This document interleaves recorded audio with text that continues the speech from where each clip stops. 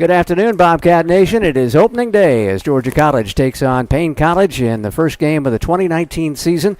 We're on a little bit late, but better late than never as Georgia College has put down the first two batters here for the Paine College Lions. And now it's Jalen Young at the plate, left-handed hitter, as we get set Bradley Camic on the hill for Georgia College. And already he's throwing strikes, Al Weston. Yeah, steady diet of strikes here so far. He started each of the three hitters with first pitch strikes. Things are rolling pretty well for the Bobcat ace here in the early going. Got a strikeout and an unassisted ground out to the new first baseman for the Bobcats, Casey Brown over at first. We'll run through that defense for you, I guess, next half inning once we get rolling along here. Glad to have you with us as we open up a brand new season. 1-1 misses high and away. First left-handed hitter that Camic is facing. He set a new school record with 13 wins last year.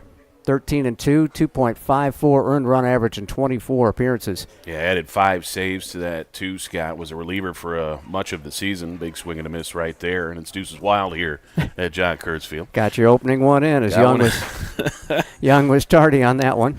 Yep, so Camic actually a Peach Belt Conference second teamer at reliever.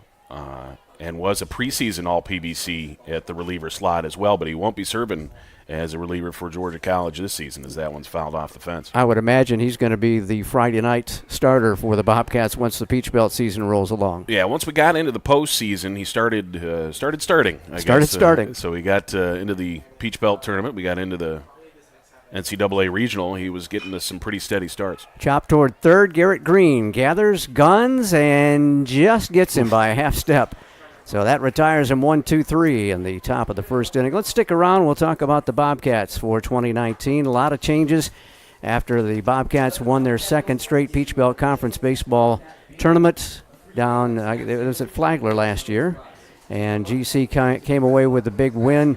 But you lose 11 seniors, you lose 3 All-Americans, and there's a lot of new pieces here for 2019. Yeah, last year was one of those banner type of years. Spent a couple weeks at number 1 in the country. Pulled in 2 banners, actually, in that regular season title for the Peach Belt Conference as well as another conference tournament championship. And like you said, lots of pieces gone, so a lot of new faces out there. Lost a bunch of seniors. Got 3 guys drafted to the major leagues as well. So we lost 1 extra junior that would have had another year of eligibility. But, it's a great setup here as you just kind of reload more than anything else. You do have a couple of pieces back that saw, plenty of time. You got a former All-American at shortstop in Cal Gentry. You got 2-time All-Conference and an All-Region right fielder in Wesley Womack as well. So I'm sure we're going to rely a lot on those 2 fellas for some offense. But the new guys, you got Division I transfer. Playing in his last season with his brother, last season of eligibility is Will Hudgens as he transfers from Georgia Southern. His freshman Josh Hudgens is on the roster as well, kind of like what Jake Samlin did when he went to Southern Miss. But lots of new guys to talk about, and pretty exciting to see where we're going to head. It'll be nice to see how the pieces all fit together here for 2019 as we get set.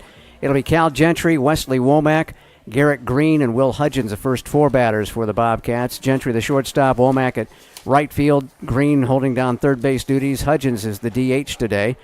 And rounding out the GC lineup, Casey Brown is the first baseman, batting 5th, batting 6th, the new catcher, Austin Holloway. Batting 7th and playing in left field, Jason Cook. Batting 8th, and the second baseman is Cassius Young. And Cameron Hill will hit 9th and play in center field. You saw Bradley Camic take care of the Paine College Lions in the top half of the first inning. He's on the hill for the Bobcats. Well, here come the Bobcats after Georgia College's great year last year, 44-12. Wound up going to the Southeast region once again. Got a win and a couple of losses there as Columbus State won the region and went on to go to the national championship game, and Cal Gentry just got plunked by the first pitch. Slow breaking pitch came in and got him on the front leg.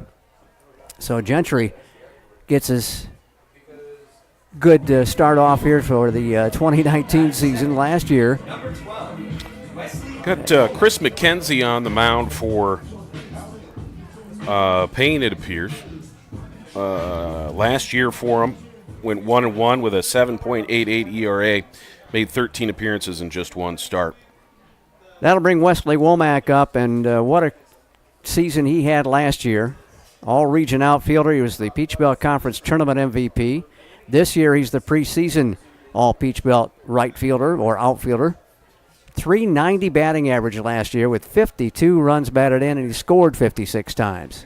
He is a presence at the plate, and it's high and in tight to the left-hand hitter. Yeah, I know his plans are hopefully to be another one of those drafted to the major leagues, and I know he's working on the power game a little bit.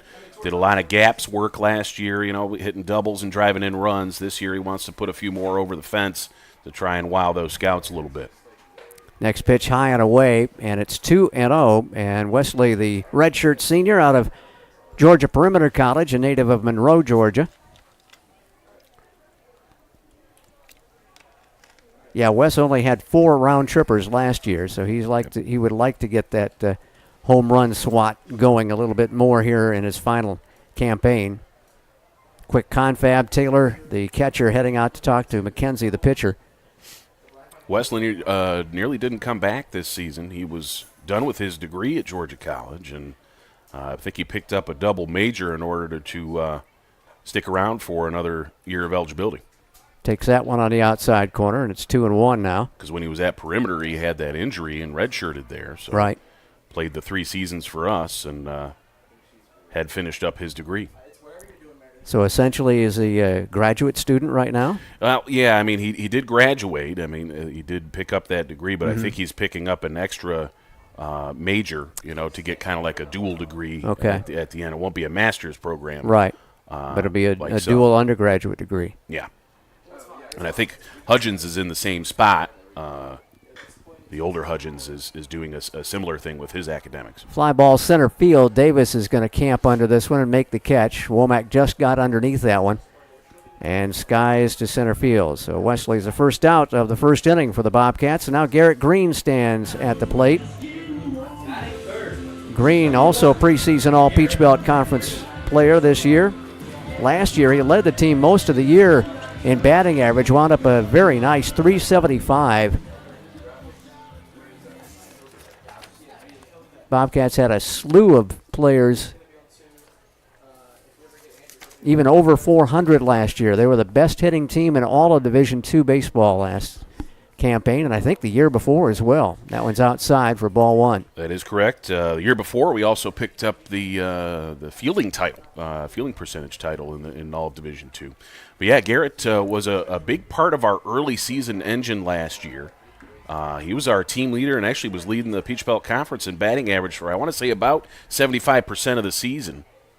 Down the stretch, he seemed to fade a little bit, but I like to see him, in that 3 slot.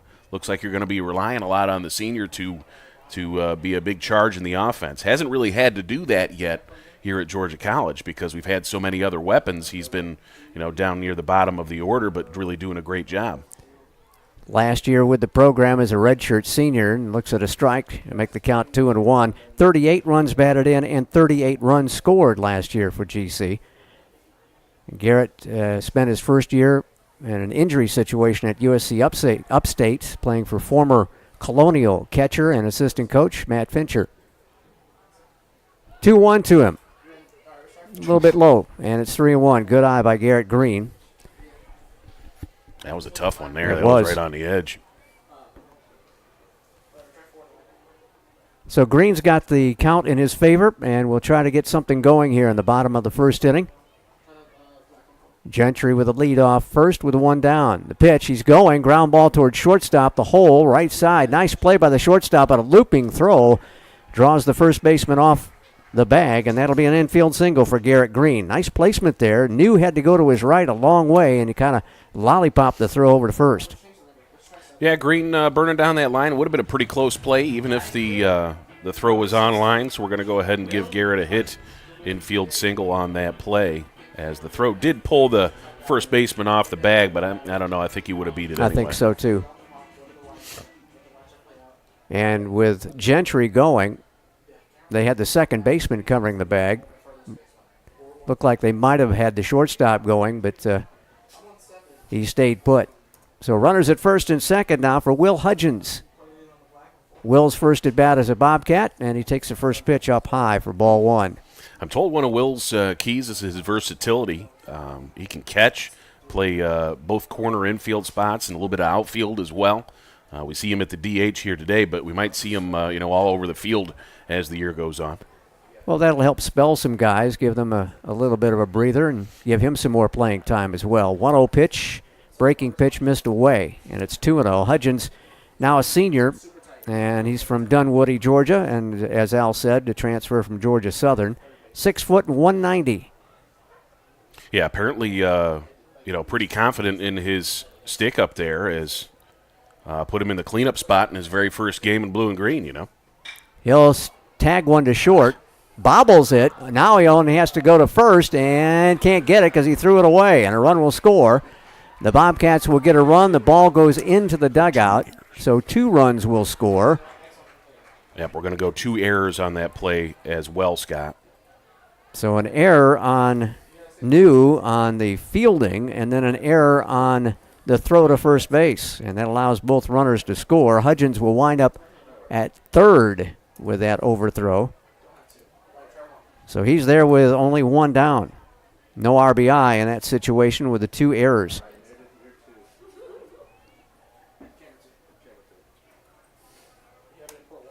Yeah, these runs are going to go down as unearned as it stands right now, and that status may change.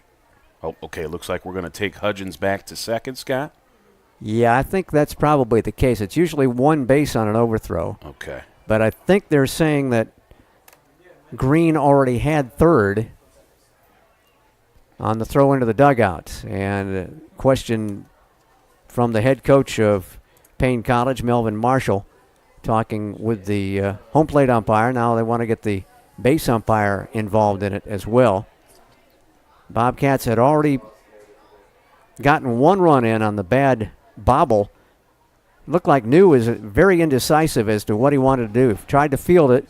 Was going to flip it to second base, rather, with the second baseman covering the bag to get the out there, and then he bobbled the ball, and then when he recovered, he airmailed it to first base. So both runs, no, they're going to put runner back at third base, so only 1 run's going to score for GC. So keep Green at third, Al. And that'll teach me to do my book in pen. But he's got a chance to come in. Yeah, you're right.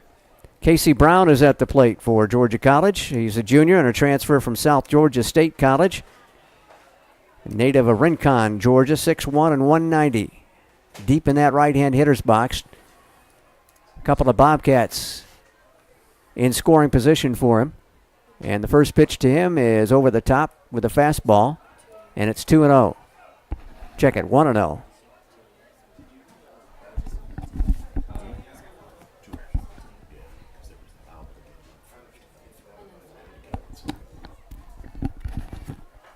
Okay, yeah, just finishing up my scoring decisions there, Scott. I was all over the place here. Well, you got to get it right. Yep, got to make sure we do it. Slow pitch caught the inside corner on Casey Brown.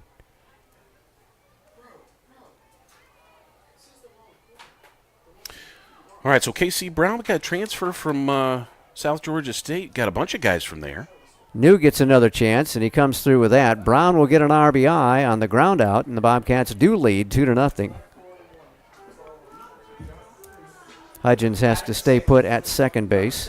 All right, that is going to be an unearned run. It is also going to make the other run stay there. Will be an RBI, though.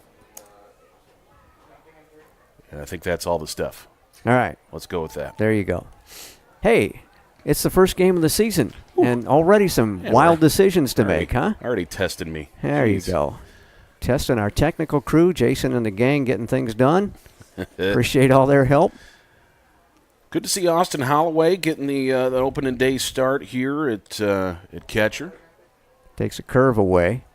He saw some time last year and really, rose to that challenge. Yeah, he wound up with 20 at-bats and had 10 hits. So 3 runs batted in. One of those 10 hits a double. He had the best batting average of the Bobcats last year. Tough to do much better than 500 on your freshman campaign. So get Holloway out there for the opening day start. I know he's battling things with the other redshirt freshman. And his name escaped. Jay Saunders. That's who the redshirt freshman is. So we might see Jay as well this weekend. But right now the job is Holloway's. Good speed from behind the plate. He'll steal a base on you every once in a while. Well, we've always had good running catchers of late, shall we say. Yep. Line drive up the middle. That'll go for a base hit. Rounding third and coming to the plate will be Hudgens, and the Bobcats will take a 3-0 lead. Kind of a let-up pitch that Austin Holloway stayed with and drove it right through the middle for the second hit of the inning for the Bobcats. Yeah, good solid single right there. Tagged right back where it came from, which is when you have things timed up just right. And showing up in his first start of the new year. Got another newcomer at the plate, Jason Cook out of Smyrna from Chattahoochee Valley Community College. Cook, the left fielder today. McKenzie down 3-0 and only 1 out with 1 on.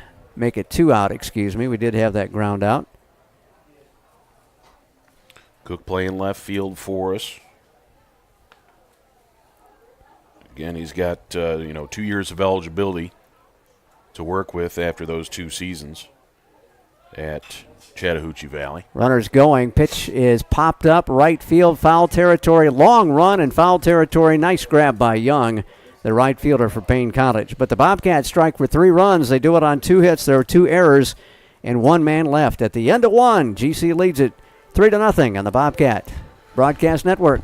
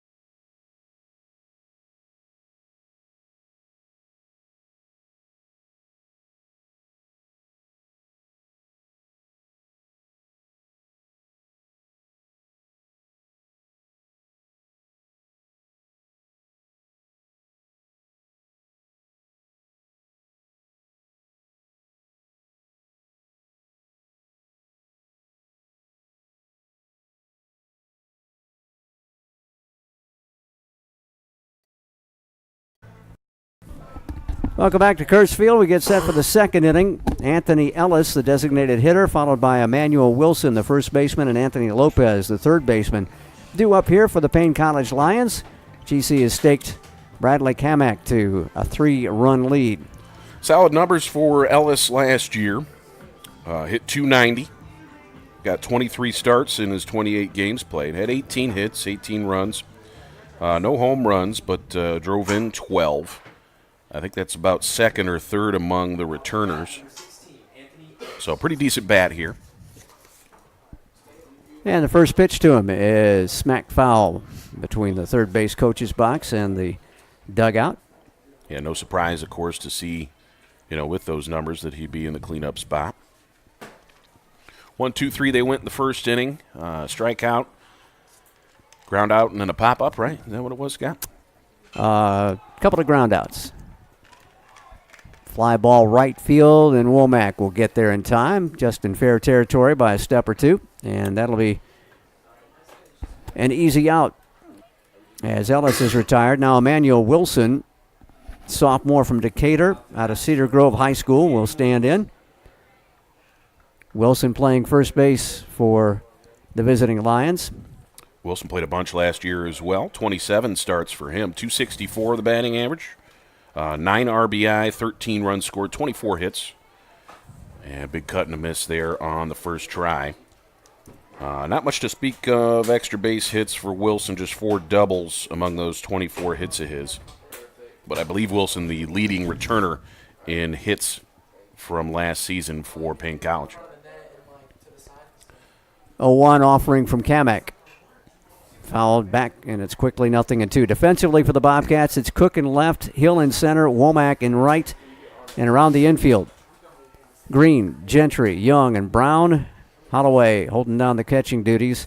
Bradley Camic out on the hill to start the 2019 season. The 0-2 offering is a high fastball.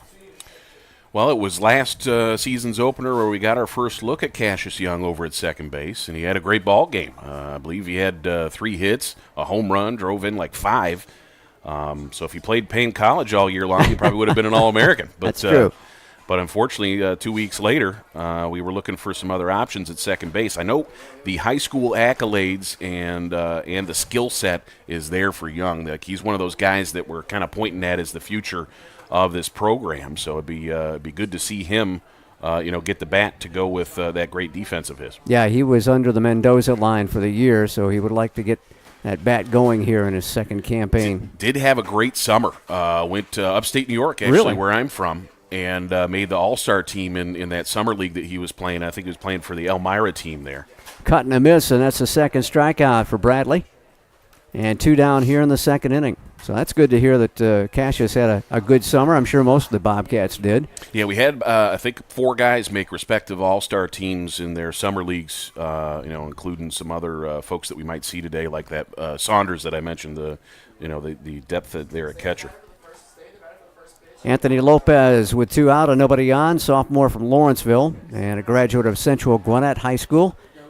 Takes one outside. Holloway held it just a little longer than usual. It's 1-0. Lopez started every ball game last year for the Lions. Hit 244. Check that, 256 for Paine last season. Camic with a fastball on the outside edge at the knees, and it's 1-1. Lopez is the leading returner in hits with 30. Scored 19 runs and drove in 17. 1-1 pitch. Fouled off the fist to the top of the backstop, and it's quickly 1-2 now on the third baseman for the Paine College Lions. A 3-0 Bobcat lead, struck for 3 in the bottom of the first inning. A couple of errors mixed in helped out the cause for the Bobcats. Camic with the kick and a toss and a fastball. Did he go? Yes, he did. Strike 3. So Lopez strikes out, and that's 3 Ks for Camic on the day. We'll go to the bottom of the second in a minute on the Bobcat Broadcast Network.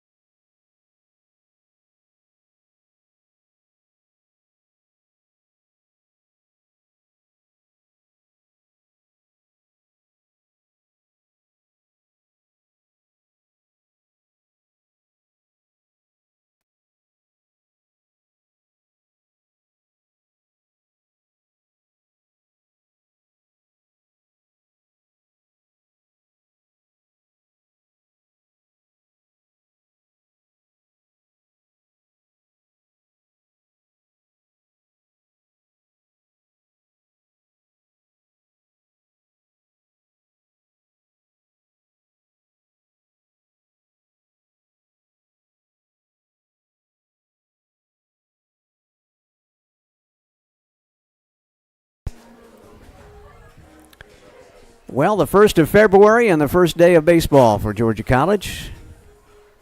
And first day of spring sports in all of Division II. Opportunity for the men's tennis team to put up a 9-0 win over Morehouse earlier today at Centennial. Good start over there, nice and quick. Nothing more than you expect from your number 23 team in the country. As Coach Barsby and the gang got started off on the right foot. Cassius Young will start things off here for the Bobcats in the bottom of the second inning. A 192 batting average in 2018. Had 10 hits and 52 trips to the plate, including 1 home run, a double and a triple, and 11 runs batted in for the then freshman. Now the sophomore from Marist looks at the first pitch, and he tags it to center field. Well hit, back on it, and it is going to be caught just shy of center field fence by Davis. He gave it a ride on the first offering, but came up a little bit short. Yeah, unfortunately went to the deepest part of the ballpark right there, dead center field. Yep. I think if you drew a line over the pitcher's mound in second base, like you would have caught that center fielder right in stride. But I thought he was going to repeat the feat from this time a year ago, where he picked up his first career home run and apparently his only home run of the season a year ago.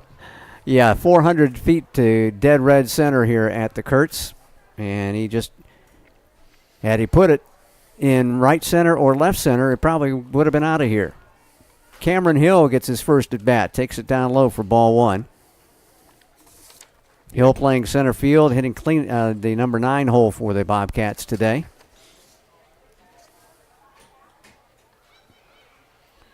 Yeah, we've got Cam out there to play some center. I think we may see Shane Conahan, the Division I transfer from Elon.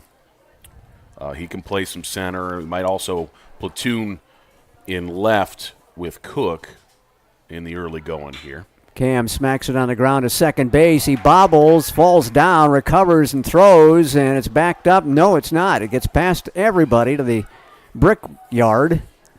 And on into second base is Cameron Hill with only one out. That'll be 2 errors. Oh, gracious. Second baseman went to his left and looked like he had it, but then fell to a knee, and Manley could not control the ball and then threw it wildly toward first base. So 2 more errors on the visiting Lions. Yeah, there's something to be said for, when that first issue happens, more often than not, you want to just eat it, you know, and only give up the one base. Unfortunately, tried to rush a throw as well, and now at the runner in scoring position with 1 down for the top of the order in Gentry. Cal hit by the first pitch he saw. He's up in that box on that left side, as always. And first pitch taken for ball 1. Gentry, part of the Macon Bacon this past summer. Yep, had a solid summer there. Got the chance to play every day. He was all over the place. Second, short, third, a little bit of outfield as well. Pick off at second. Nothing doing there as Hill got back to the sack. Yeah, I think the scouting report for Hill precedes him there, as he is a stolen base threat to Marietta High. Well, you would expect that as a Bobcat center fielder. I don't care who you are. If you're in center field, you've got to be able to run, track down some fly balls in that cavernous center field at Kurtz. 1-0 pitch coming. Down low. It would take a little extra to be stealing third in this situation, because you have that open side with the left-hand batter up. It's a nice clear throw for the catcher. But seems like a lot of off-speed stuff for McKenzie. Yeah, we haven't seen a whole lot of heat yet. Yeah. I don't know if you mentioned it, Scott, because my headset's been off a couple of times, but Jake Sandlin taking over the offensive duties in the third base coach's box. Ah, I did not see that Coach Eller is now in the dugout. Okay. Yep. I saw Jake come out and didn't see that he was out there in the third base box. So I believe over at first base is Caleb Moore. Student assistant coach for the Bobcats. Jake had been over at first base for the 2 years he was a graduate assistant here, now full-time assistant at GC. And there's a change-up. Got the corner for 3-1. Yeah, I think the offense still being called from the dugout, but Jake's got the on-the-field duties of executing that. So the overarching, offensive idea still comes from Coach Eller, but I think he's also taken a little bit more of a hands-on role with the pitchers this year. That one got off the hand and slipped out of his hand, and that's ball 4. So Cal Gentry with a hit by pitch and a walk, yet to get an official at bat here in 2019 so far. And Wesley Womack with a chance to do some more damage for GC. It'll be interesting for Coach Eller because he's been, I know when he was in Augusta, he was on the field as a third base coach. He was the third base coach his first 2 years here at GC. Yep. So it'll be interesting for him, I imagine, to change back to the dugout perspective. Yeah, I haven't asked him, the rationale behind it or anything like that, but I know that, that puts a lot of trust, of course, in Coach Sandlin to make things happen from that third base coach's box. And, Jake knows a little bit about offense, that's for sure. That's the truth. Great player with the Bobcats. Turned in an All-American year, I believe, in 2015. Then went to Southern Mississippi to play with his kid brother as a graduate student. Ripped on foul. Watch out, Caleb. You got that helmet, but the feet can get knocked pretty hard on foul balls, too. Yeah, I think West having some trouble with the off-speed stuff, well out in front on that. As, sometimes probably dialing it up a little bit more on the opening day, trying to, get started on the right foot. Also, we're kind of in that in-between period where the lights haven't taken full effect, and the daylight's still here. But the sun's setting, and it's kind of difficult. Pitch out, nothing doing. Jakey didn't want to roll the dice there. Interesting to see a pitch out right after a walk. And especially 0-2. I guess if you're going to throw a pitch out, you might as well do it. Waste, That's right. Usually they do waste one, but not like that. McKenzie with the set, and his 1-2 will not be made as he wheels back towards second base to shorten the lead for Cameron Hill. He's there at second, Gentry at first. Only one down here in the Bobcats' half of the second inning. Yep, very concerned about Hill at second base. Anything to the outfield is going to score him for sure. McKenzie just took that foot off the rubber when he bluffed to second that time. Yep, another bluff there. You divide your attention like that, sometimes you can make a mistake delivering to the plate. You don't want to do that with a power hitter like Womack. Yeah, Wes is hoping for a mistake here. And again, another wheel towards second.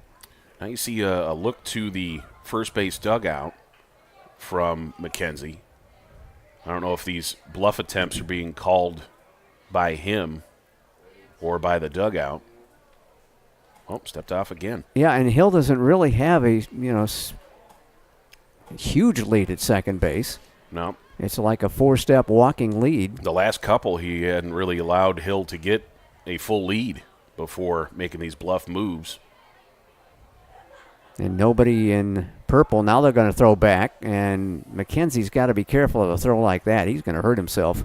Yeah, it's a tricky throw. It might work sometimes. Yeah. Because it's pretty quick. All he does is just step backward and then throw off the wrong foot with his body twisted like that. So it might work, but yeah, like you said, you got to be careful how many times you do that. High and away, another pitch out. I don't know if that was a pitch out or just the breaking he ball just kind of lost squirted it. out there. Yeah. I'm not sure. I just saw the catcher kind of stand up before the ball got there, and it looked like he was heading out for a pitch out. Yeah, McKenzie really dividing his attention right now, and you can see he's a little uncomfortable out there. Righty's ready, runners going, pitch is taken for a ball, throw down to third is low and away, and steals for both Cameron Hill and Cal Gentry. And now two runners in scoring position for Womack, and the count is full to him. Well, the Bobcats gambled even with that left-handed hitter in the box. And a clean line of sight to third. The throw by Taylor was in front of the bag. And the third baseman, Lopez, had to bring it back, and by that time, Hill was already there. Paine going infield in here, Scott. And that'll go ball 4 inside to load the bases.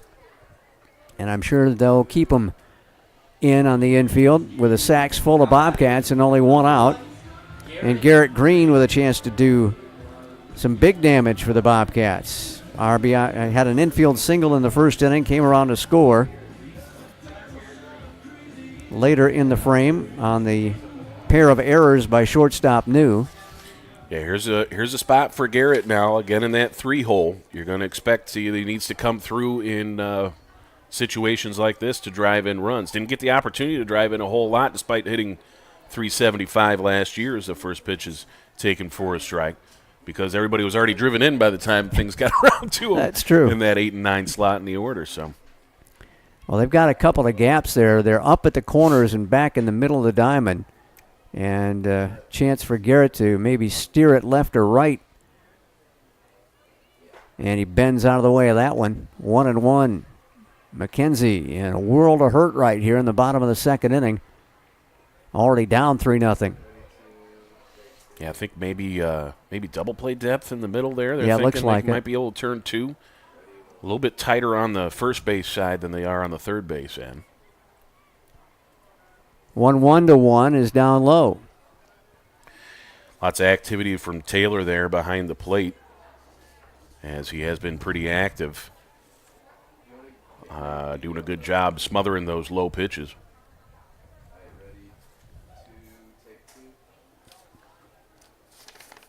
So a hitter's pitch coming up for Garrett Green, excuse me. Bogart, Georgia native, waits on the 2-1. It's high and away, skips off the catcher's mitt, and that will score Hill on a head-first dive. Didn't need to, but he decided he was going to go head first in there, get the uni kind of dirty, and he's ready to play now. That'll be a wild pitch charged to McKenzie. The other 2 runners will move up 90 feet as well. So now you got Gentry at third, Womack at second, and a 3-1 count to Garrett Green. Taylor got leather on it, but it skipped off the end of the catcher's mitt toward the backstop. And Hill was coming. When you got an aggressive third base coach like Jake Sandlin, he's probably going to pick you up a few runs like that this year. The stretch, the 3-1 is outside ball 4. So 3 straight walks to the Bobcats. And that's loaded the bases for Will Hudgens. I like the patience there from Green. You come up in a big spot like that, wanting to, bust the thing open, and you don't give in to, some of the wilder stuff there. Pick up the walk, and now that's going to earn you a conversation with the head coach for Paine. That, once again, is Melvin Marshall in his 8th season. Bullpen is busy for the Lions. Savon Doolittle, a sophomore from Augusta and Westside High School, is out there getting loose, a right-hander. Early going there. He's not even throwing off the rubber yet, I don't think so. Taking some long tosses to get loose. Yep. Going to be a little bit, yep. And they're going to give Coach Marshall a little bit of time here, but our home plate umpire will mosey out there. That's Tony Shanks. Well, I guess he's going to stop as the receiver for the Lions. Taylor comes back to the batter circle. Doolittle last year, a 2-4 record with a 9 even ERA.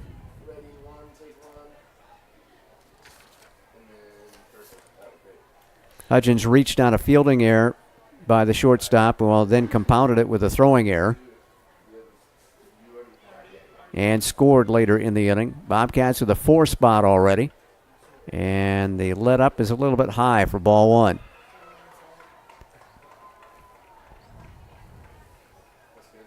Leaving a lot of pitches high is McKenzie. Not getting the finish through on what I think is a breaking pitch. Just sort of slipping out of the side of his hand. That one's tagged into left center field. It'll get down for a base hit. It'll chase 2 runs home. And an RBI single for Will Hudgens. A 2 RBI single. And the Bobcats have plated 6 already. Still not done here in the second. Gentry and Womack scoring. Winding up at third is Garrett Green. And Casey Brown, RBI ground out in the first inning, will stand in here. Casey Brown getting the careless whisper for the walk-up tune. That's nice.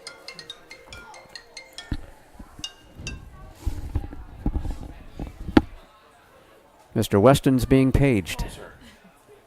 Oh, and he said, sir, so it must be somebody important. Pitch is low and away for a ball, 1-0. Yes, they are. Sorry, folks, I still got the old radio mentality. You can see that it's low and away. I don't typically.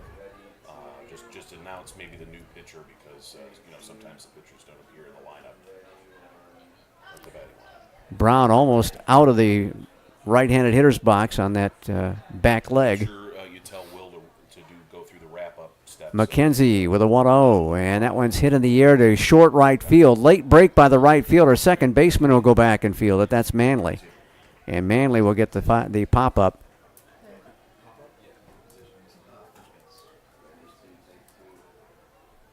For the second out of the second inning. And Austin Holloway with an RBI single in the first inning will head to the plate for GC, as the Bobcats have tacked on 3 more here in the first inning. So a pretty good start.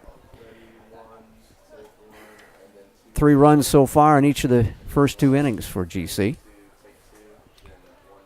Austin Holloway at the plate now. Spent the summer for a little while as a Macon Bacon.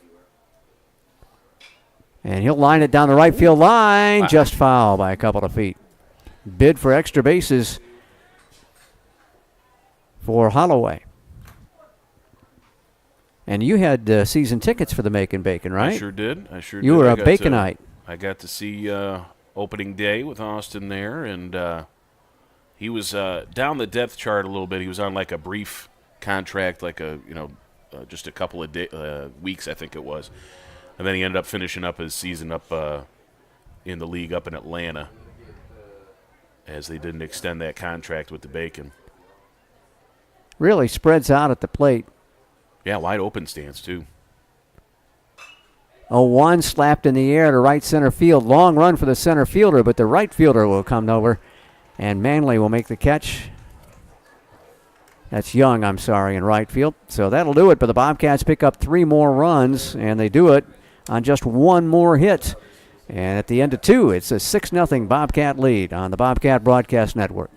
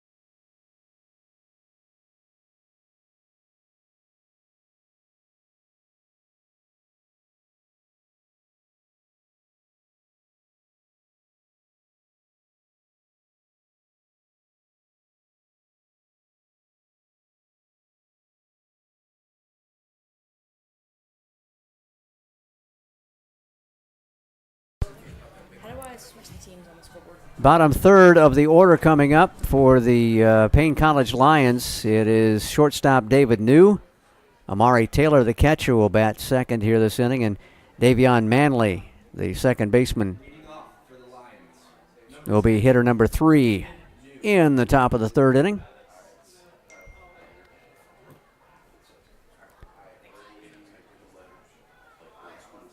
New, a junior from Atlanta out of Tusculum, so a transfer from one Division II program to another, and he takes first pitch a little bit low. Couple of strikeouts, make it 3 strikeouts already for Bradley Camic.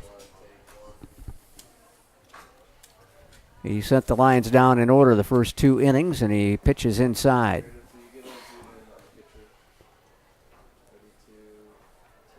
What we got for a count there? Is it 2-0 now? I think it's 2-0.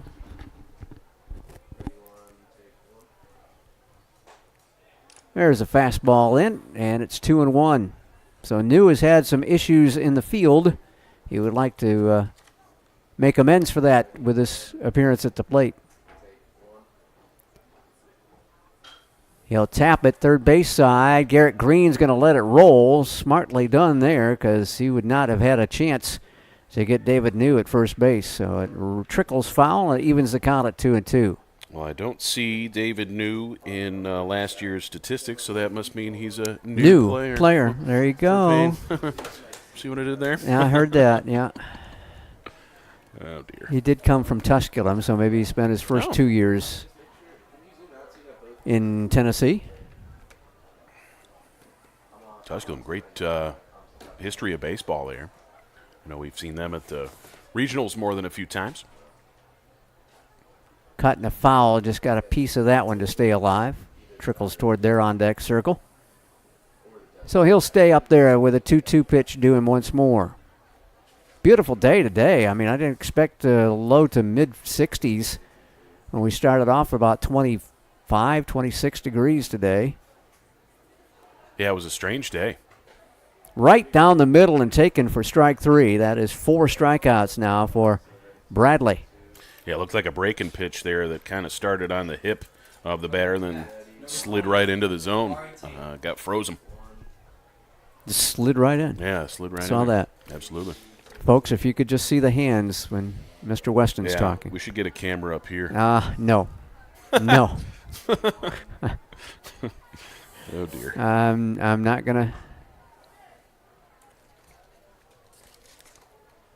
Amari Taylor, the catcher.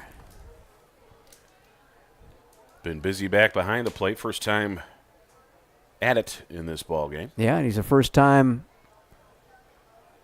collegian as well, a freshman from Mundy's Hill High School in Atlanta. Cut on a miss, a little tardy on that one.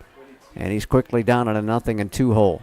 Good build. Looks like he might have some power, particularly in the legs, and looks like he may, if he gets a hold of one, it might go for a little bit.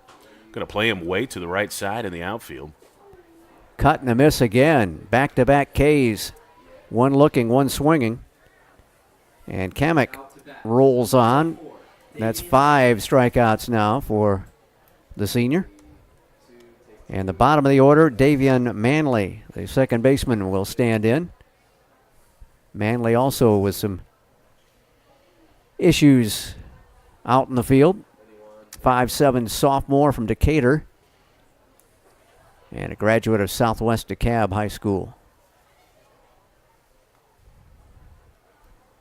Took me the longest time to forget about the L in DeKalb, because up in the Midwest it's DeKalb.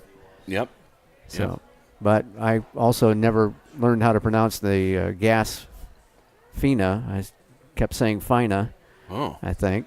Okay. So that took a while too. Yeah, there's a lot of interesting pronunciations of towns in Georgia. Tap foul, the backstop, 1-1. Got Cairo. Right. And Houston County. Houston County, yeah. That's a fun one as well. I just love it when the weather guys now say, when there's weather alerts from the National Weather Service, they call it Houston County. Camic deals, strike at the knees, 1-2. So Camic looking for his third straight 1-2-3 inning. One pitch away from another strikeout. And here it is, just missed with a breaking pitch. 2-2. I know I did.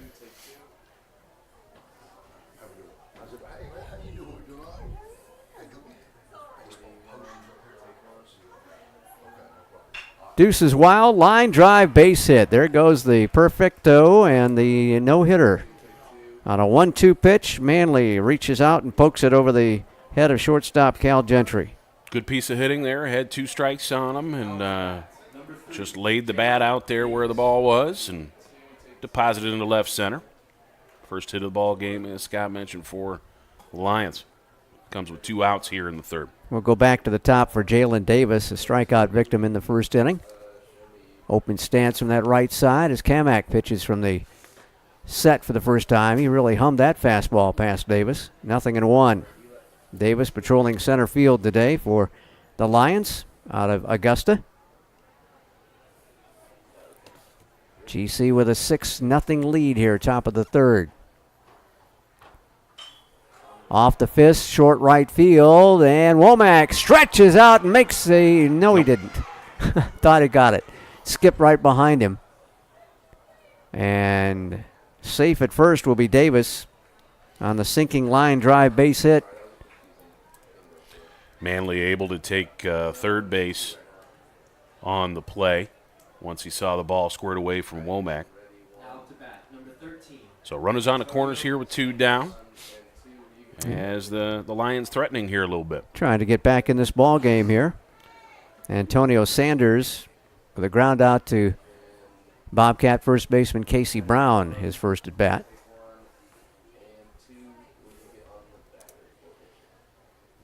Sanders, a freshman from Chicago, out of Morgan Park High School. He's loving it that he's not up in that negative 60-degree wind chill the last couple of days.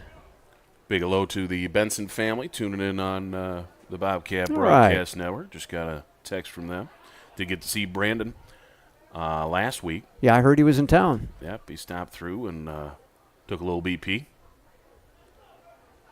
as he gets ready for another professional season. 0-1 pitch, tap foul, 0-2. He and Brandon Purcell are in the St. Louis organization. And what does the prospect look for both of those guys? I know he was Double-A, I believe, when he finished off last season, so I assume he'll probably start out around that spot. I know they got a report in about a month, a little bit shy of that. Okay. Look forward to hearing some great things from Mr. Benson. Runner from first is going, fouled off the fist toward their dugout, and it's still 0-2. So they sent the runner from first on a hit and run, and Sanders unable to execute completely there. Yeah, it would have been an interesting spot there for the hit and run. If he gets the hit off, that might have been 2 runs for Paine. You know, something the gap could have scored that runner from first as he had a good lead.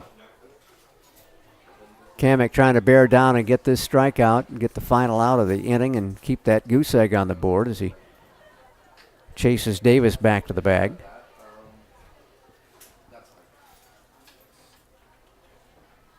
Yep, the inning was going pretty good. Had a couple of strikeouts, but since then a couple of singles, making things interesting.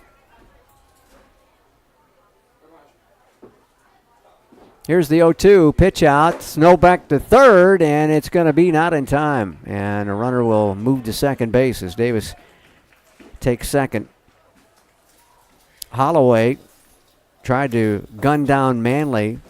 Manley back to the bag quickly.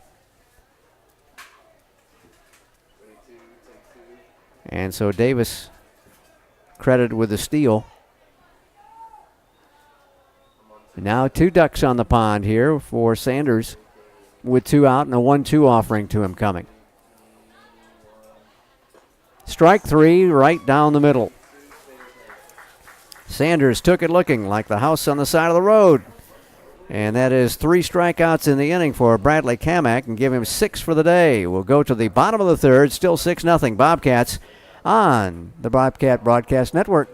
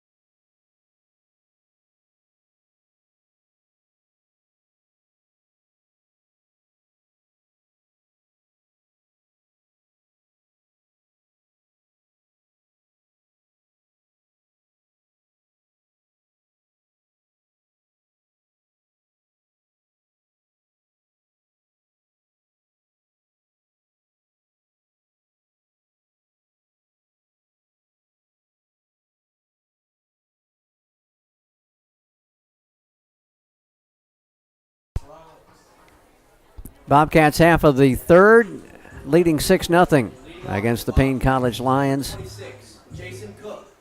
Bobcats will have the bottom third of the order. Jason Cook, the left fielder, second baseman Cassius Young, and center fielder Cameron Hill due up for their second at-bats of the day already. Jason with a foul fly to right field in his first trip to the plate. And request time. McKenzie still on the mound, yet to record a strikeout in this game. He walked 3 batters in the second inning. He's given up 3 hits, also plunked a batter. Shortening on the bat and taking it outside is Cook. Yeah, think about that drag bunch. You got the third baseman just a little bit inside the bag. Might take a step or two. Yeah, he's a little closer to the grass now on this 1-0 offer. They'll pull him in, and maybe Young can steer it past him. 1-0. Nice breaking pitch on the outside edge. 1-1 now the count.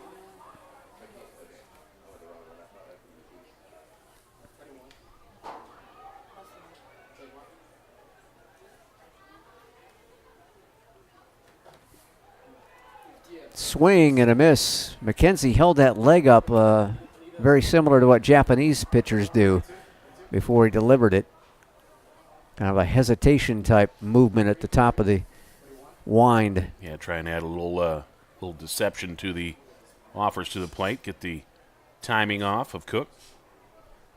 1-2 pitch to Jason is outside. Wound up in the left-hand hitter's box. 2-2. Playing him straight up in the outfield. Yeah, pretty much straight up all around. Yep. Got the shortstop a little bit to pull. Him and the second baseman. See if Cook can start off the inning. Time requested as McKenzie wanted to have a little bit.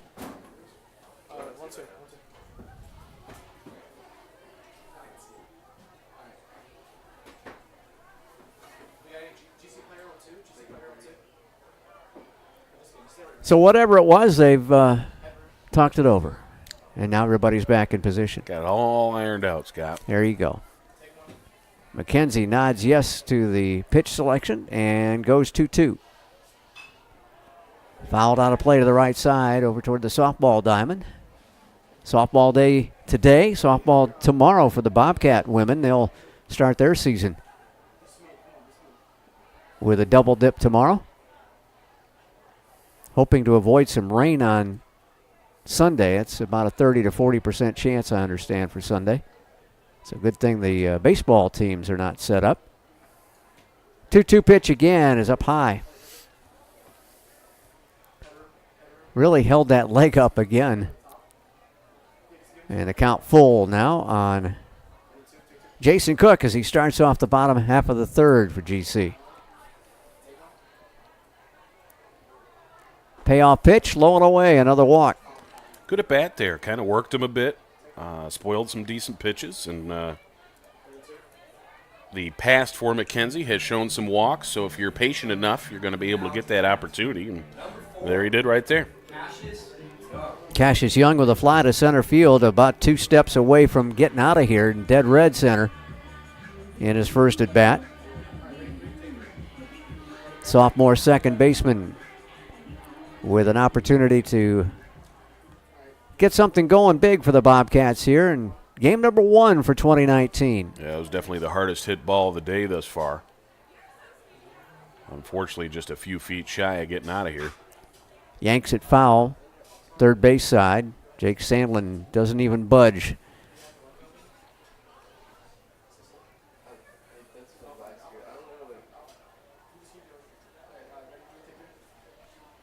Again, it looks like it's Cassius's job at second this year. Hopefully he can get the stick going some, and that way he'll be able to hold on to it for the entire campaign.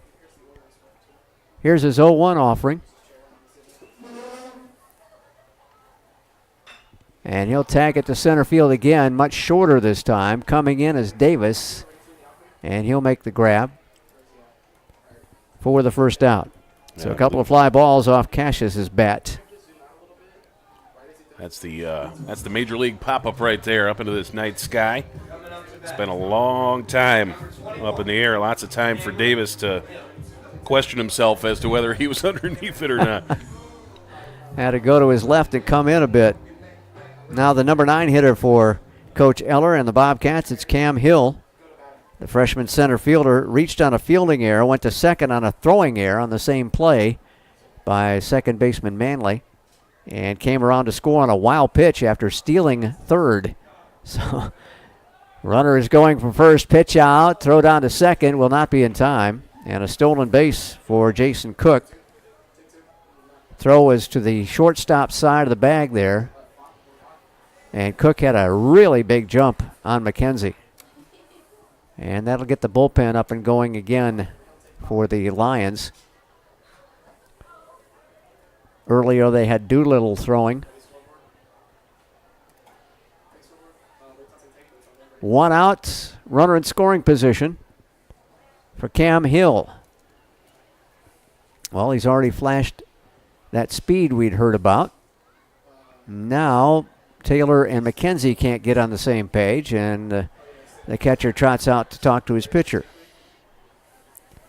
Bobcats with 3 runs in each of the first 2 at-bats, and trying to get some more damage done here in inning number 3.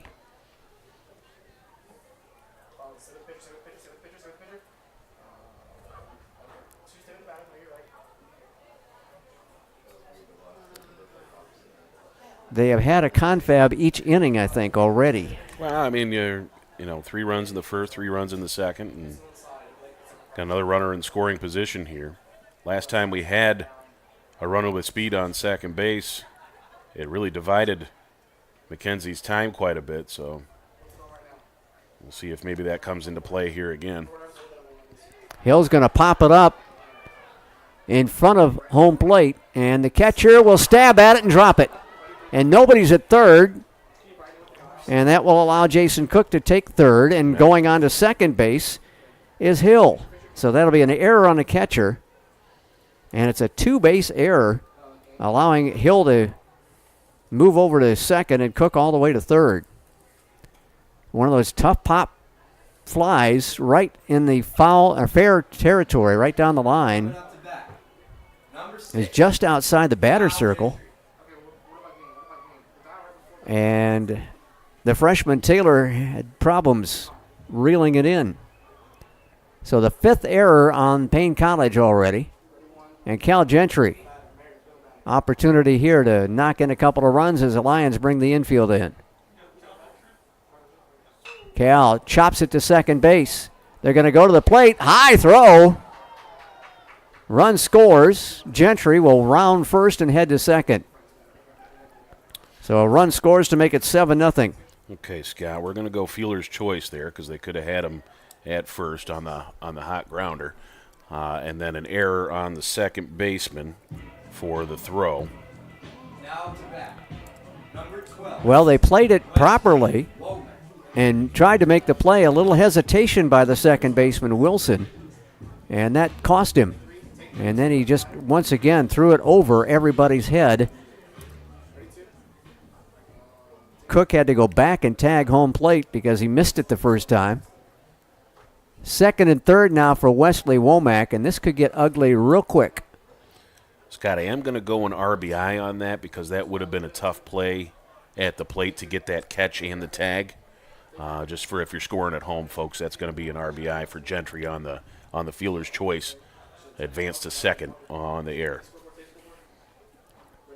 So Hill is on at third. Gentry on at second. 0-1 pitch coming to Wesley Womack. And he got most of that one, but not enough to get it out of here. High fly to right. Down the line and making the catch is Young, tagging and scoring. A good throw, but not quite in time.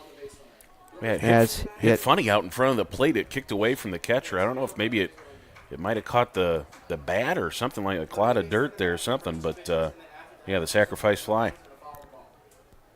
So the sacrifice, and Womack gets his first ribby of the year. He is now officially 0 for 1 in the game after walking and scoring in the second inning. Runner at third base now with 2 down for the Bobcats. And here's Garrett Green. And McKenzie would just like to wash this one out of everybody's system so far. 6 errors.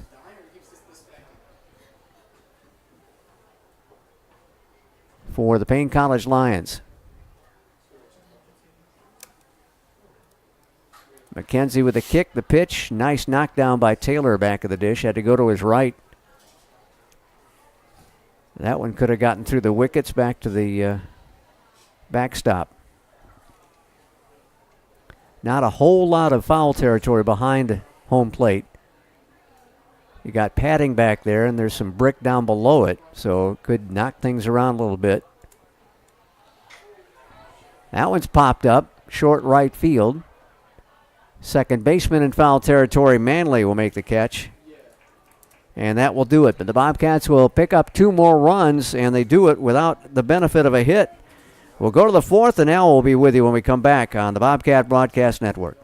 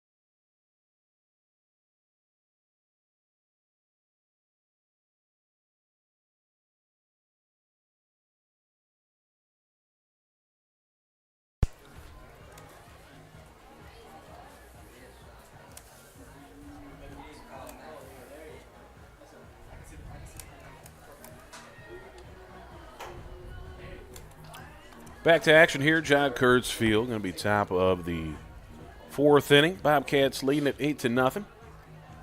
8 runs on 3 hits, no errors for Georgia College. For Paine, it is no runs, 2 hits, and 6 errors. Now to bat. That tells your story right there. As the error has hurt Paine considerably. Yeah, not a whole lot of earned runs so far. Got Jalen Young set to lead things off here. Young, a freshman from Snellville, Georgia, and Brookwood High. What's he done so far here, Scott? Jalen's 0 for 1 with a ground out to Garrett Green over at third base. That ended the 1st inning. And that pitch catches the low outside corner. Got a 1-1 count here for the lefty hitter.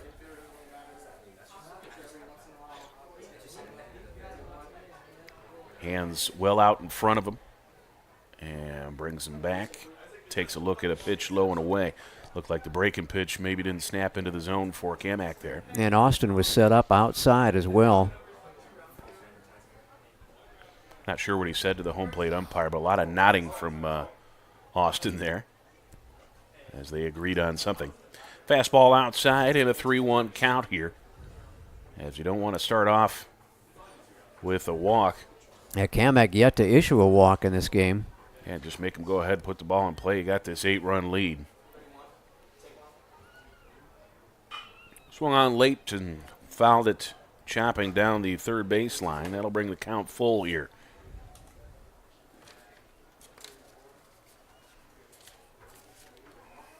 Coach Mitchell finally getting over to the third base coach's box. Marshall, excuse me. Yeah, I guess Mr. Young was on his own there for a little bit. Payoff pitch. Swung on and just got a piece of it. Going to foul that one off, and it'll stay 3-2.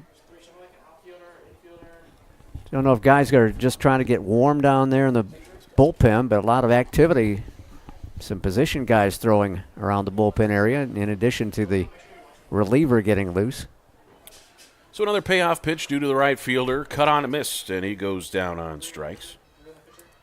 Well, excuse me, swing. Made up the mind to swing late on that one. That's going to be strikeout number 7 already for Camic here in just the 4th. Now batting, number 16. That'll bring up Anthony Ellis. Ellis, the designated hitter.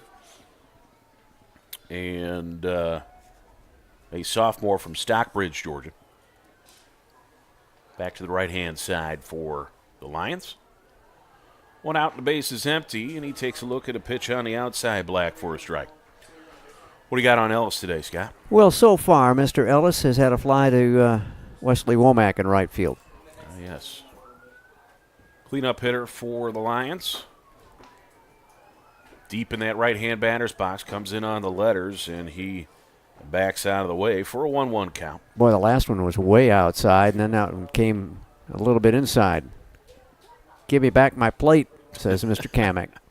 He wants all of it, right and left. 1-1 pitch. And that one is just outside. Tried to get him to fish for one. It's 2-1 now. Big weekend for Bobcat Athletics. Got the men's tennis team underway. Big 9-0 win over Morehouse College to start their season. We did have some neutral site softball still in action over there at the Peeler Complex. This one sent to the right side. It gets just under the diving glove of Cassius Young into right field for a single. Really good effort there by Young. Laid out to try and get it, but it bounded underneath that glove over to Womack and right. And Ellis picks up the third hit of the game for the visitors. 3 hits, all singles for the Lions today. Now the first baseman, Emmanuel Wilson, sophomore from Decatur, Georgia, and Cedar Grove High, will step in. Strikeout victim his first time. Yeah, I imagine we're going to have a lot of that, right? A few of those with 7 already in this ball game. The kick in the fire from Camic in on the fist, and it's fouled off. Very protective and defensive swing there. It came barreling in on the hands. Yeah, nearly hit by that pitch. But instead it comes off the handle of the bat on a swing and a foul ball. Well, to finish what I was saying earlier, 4 softball games tomorrow here at the Peeler Complex. That one inside stays inside, and it's 1-1. Bobcats going to be taking on Carson Newman in non-conference action starting at 11 a.m. 2 ball games there, and then Young Harris against Albany State to finish off that quadruple header. Here at noon, we've got the Bobcats taking on Paine to finish off this series with a doubleheader of their own. 1-1 pitch, cut on a missed, and it's 1-2. About a 1:30 start up in Florence, South Carolina for Georgia College basketball. More doubleheader action in the Peach Belt Conference. Things rolling pretty well right now. I like where the basketball teams are at. Again, now we got Drynan back on the women's side, starting to get a little bit more competitive there. And the men have really been rolling as of late. They have. Cut on a missed. Down on strikes. They get him at first. Yes, they did. Get Ellis. These struck him out pickoff double play. And that ends the inning. So the hit gets wiped out. We'll head to the bottom of the 4th. Bobcats still up 8. You're listening to Georgia College Baseball on the Bobcat Broadcast Network.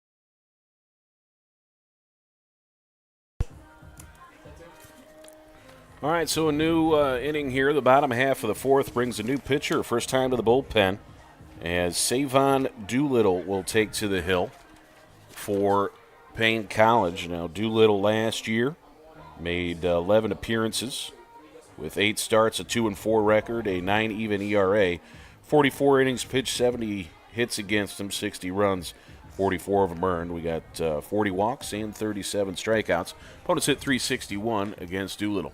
Sophomore out of Augusta from Westside High School, 6'2" and 180 as he finishes up his warm-up tosses. And the Bobcats enjoying an 8-0 lead. I'm enjoying it as well, Scott. I tend to do that too. After years, I've enjoyed it. We don't need to tell anybody that. No. As you can tweet your answer if you want to try and guess what it is. Give somebody a prize. Yeah, send it to at GC Bobcats. There you go. We'll come up with something. All right, so getting things started for the Bobcats. Big number 16, Will Hudgens, with an absolutely delicious beard up there. Second only to mine today, I think, really, if we're going to have a beard contest. Will making his second appearance, no, third plate appearance, right? Yep. We had an RBI single in his last trip. Exactly. Drove in 2 runs, reached on a fielding error by the shortstop New, and scored in the first inning. So 1 for 2 for his start as a Bobcat. Deep bend at the knees, big wave to the bat in that right-hand batter's box for Hudgens. Again, playing his final season eligibility here with his younger brother Josh, a freshman, on the squad. He is a pitcher, Josh is. The first pitch misses for a ball, and we'll start off 1-0 to Will Hudgens. Won't be any problem finding out who he's going to room with, I guess, on the road, huh? Yeah, I think they probably have, I don't know if they go 3 a room or how that works, but yeah, going to be outside now, 2-0. Got a bunch of former Georgia Southern players on his team, as Eric Furphy and Therese Miller as well. So I think that's 3 of them that are former Eagles. I think we had another one missed there. Yep. Going to be 3-0 to the big fella.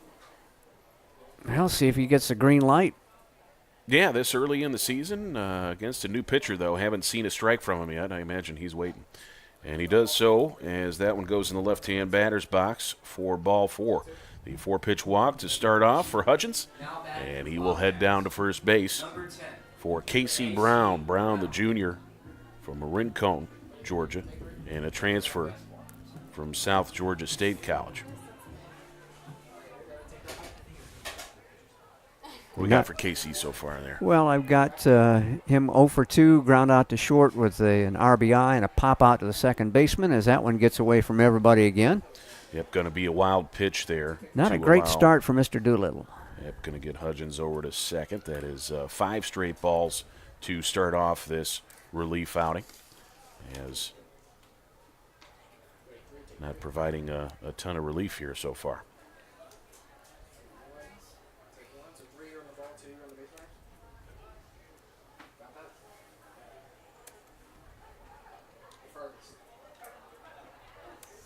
Healthy swing there. Tried to tag one out, did Casey. Comes up empty. What's the power of this team this year, you think, Al, compared to years gone by? Well, I don't know if we can come close to, some of the things that we've done in recent years. I know this is, I believe, one of the locations that you're hoping for some power to come from. In Brown, so that one's outside, going to be 3-1. Yeah, you'd like to have your corner infielders and outfielders be able to blast some balls. You're not going to get a lot of power out of Garrett at third, so hopefully Brown can come through with some long balls this year. Yep, Gentry just not much of a power hitter there at shortstop either, so this is probably the spot. Brown takes a look at one outside, pretty similar to where Hudgens' final pitch was, location-wise, and that is back-to-back walks to start off this inning. Runners on first and second, nobody out for Austin Holloway. Had him 1 for 2 right now with an RBI single to center in the first inning and then a fly to right in the second. Holloway, sophomore from Social Circle, Georgia, and Eastside High. I'm told the correct pronunciation of is So Circle. Circle? I think you got to mash it all together. Okay, I did not know that. That's social. It's not social. I think it's that social. one comes from Patty Weimer in the athletic department. I believe that's who I heard that one from. It was either her or Jimmy. 1-0 pitch, and that's tapped foul right off the end of the bat. Oh, it's going to roll back fair. And it hit the cutout around the plate and kicked into fair territory. So that is going to be an infield single for Holloway. You don't see too many of those, as that was clearly a foul ball until it caught that lip of grass there and bounced into fair territory. Some of the Bobcats on the base paths, as you see, are smiling. Hudgens on at third base. Was not expecting to get there, I don't think, with a foul ball. But, yeah, it goes 45 feet down the line and takes a left turn. I believe that's a line drive in the box score, though. Right? It does look like a line drive, exactly. Mom and Dad, that was a hot shot. That was a hot to the shot, right side. Mom. Austin will tell everybody that. Cook first pitch swinging and skies it to the right side, just barely Infield. on the outfield grass. It was going to be an infield fly rule called there as Manley gloves it, and no runners advance on the play. That's going to be the first out of the inning. Bobcats have really just been getting under some pitches. They've had an opportunity to just blow this thing wide open and unable to just get a good ground ball. So that'll bring up Cassius Young, Bobcats second baseman. Back-to-back flies to center for Cassius. Another one here would probably mean a run. Yeah, the first one had some flame shooting off it. As that continues to be, I think, still the hardest hit ball of the day. Ball outside to start off Young. Cash from Marist, Atlanta area native. This one fouled back and out of play. Opening day starter for the Bobcats a year ago. And then surrendered that role as the experience of Nate Schmall came into play there at second base eventually. Yeah, Schmall was one of those guys that you could put just about anywhere. He wanted to play. He wanted to help the team as best he could and came up big for the Bobcats. This one hit well right at the shortstop, though. Could be two. On to second, to first. Double play, and Paine getting out of the inning. I believe, that's going to be the first inning where the Bobcats don't score any runs. I should turn the broadcast duties back to you. I put up a goose egg here in the fourth. Still 8-0 Georgia College with 4 in the books. We'll be right back with more on the Bobcat Broadcast Network.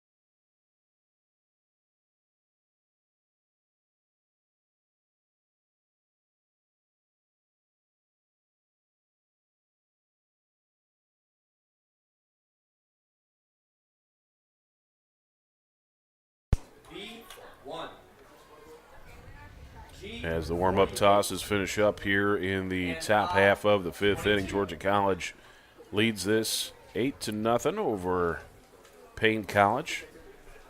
Season opener for both squads. Leading off the fifth inning, third baseman Anthony Lopez. Lopez, a sophomore from Lawrenceville, Georgia, and Central Gwinnett High. A little bit of a double tap on the windup from Camic, and it goes outside for a ball. Lopez first at bat was a strikeout to end the second inning. Camic with 7 punch-outs so far, make it 8. The kick and the 1-0 pitch came back inside and just missed. That'll be a 2-0 count here for the Lion third baseman. It'd be interesting to see if Coach Eller's going to leave him in. Looks like we've got some warm-up work for the Bobcats. Let him go to 5 so he can get the W. Snagged the low inside corner there. I think he took a little bit off the fastball to ensure the location. That makes it 2-1. Is that big Logan Hicks out there? It's Forrest Wilson by the roster, redshirt freshman from Marietta and Walton High. Came inside there, and it runs the count to 3-1. Forrest redshirt in last season. Coach Eller has had the opportunity to redshirt some guys, and as you said at the start of the broadcast, as that one's fouled away, reload rather than have to rebuild, because you've got guys who've been in the program now for an extra year, not playing, but they know how he wants everything done and what is expected from them from GC baseball. They can step right in. Foul back to the fence again. Count remains full here. One of them, Chris Rowlick, may factor into the weekend rotation here early on. He's a redshirt freshman, the big 6'6", 215. That's a big guy coming at you. He made one of those all-star teams this summer as well. Cut on missed, and Lopez goes down on strikes. That's going to make 9 now for Camic. And Bradley with a nice job of changing speeds that time. It looked like Lopez was trying to time out the fastball and was trying to get around on it, and then the changeup got him way out in front. Shortstop David New takes back to the plate, the junior from Atlanta, transfer from Tusculum. Kick and a fire, big swing and a miss to start off New. A strikeout looking for him in the third inning. Looks like he might have been out in front of that one. Perhaps some off-speed option there from Bradley.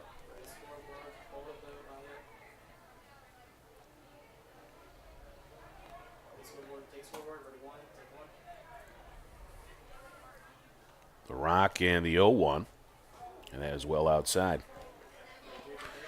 I was listening to Colonnade interview of Mr. Camic a couple of weeks ago. They were talking about his pitch selection, how he throws the changeup. That's one of the things that he was learning, he said, from Charlie Hecht last year, the All-American, for the pitching staff for Georgia College, was the use of that changeup. Yeah, Charlie had a fantastic change of pace. They're talking about location of that changeup. How do you get it, low and outside to the hitters, and that's fouled off here. It's 1-2.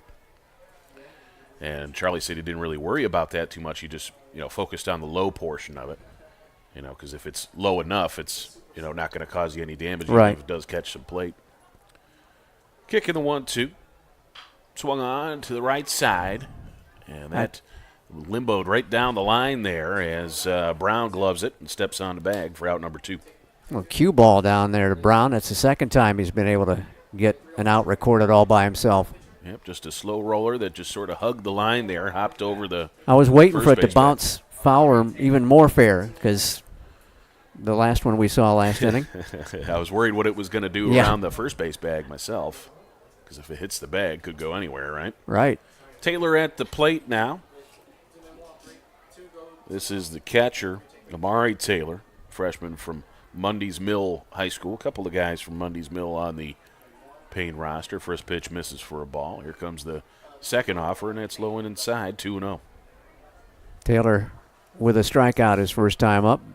One of the other interesting things I picked up from that interview that the Colonnade was doing was that he throws, like they asked how he threw the changeup, as that one misses inside 3-0. And Bradley has also the circle change and then another option, palm ball type of thing. And he says he just goes with whichever one is working better in the bullpen that day. So he can throw it either grip style, and he just, tests them out. And, okay, this one's going today. Working we'll well. Stick with that. Yep, that's good. I thought that pretty interesting. You would think that they would have a set way of going about things.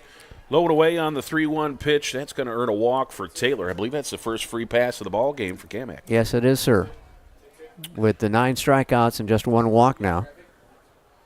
So headed down to the first base bag is the catcher Taylor, and that brings up Davian Manley.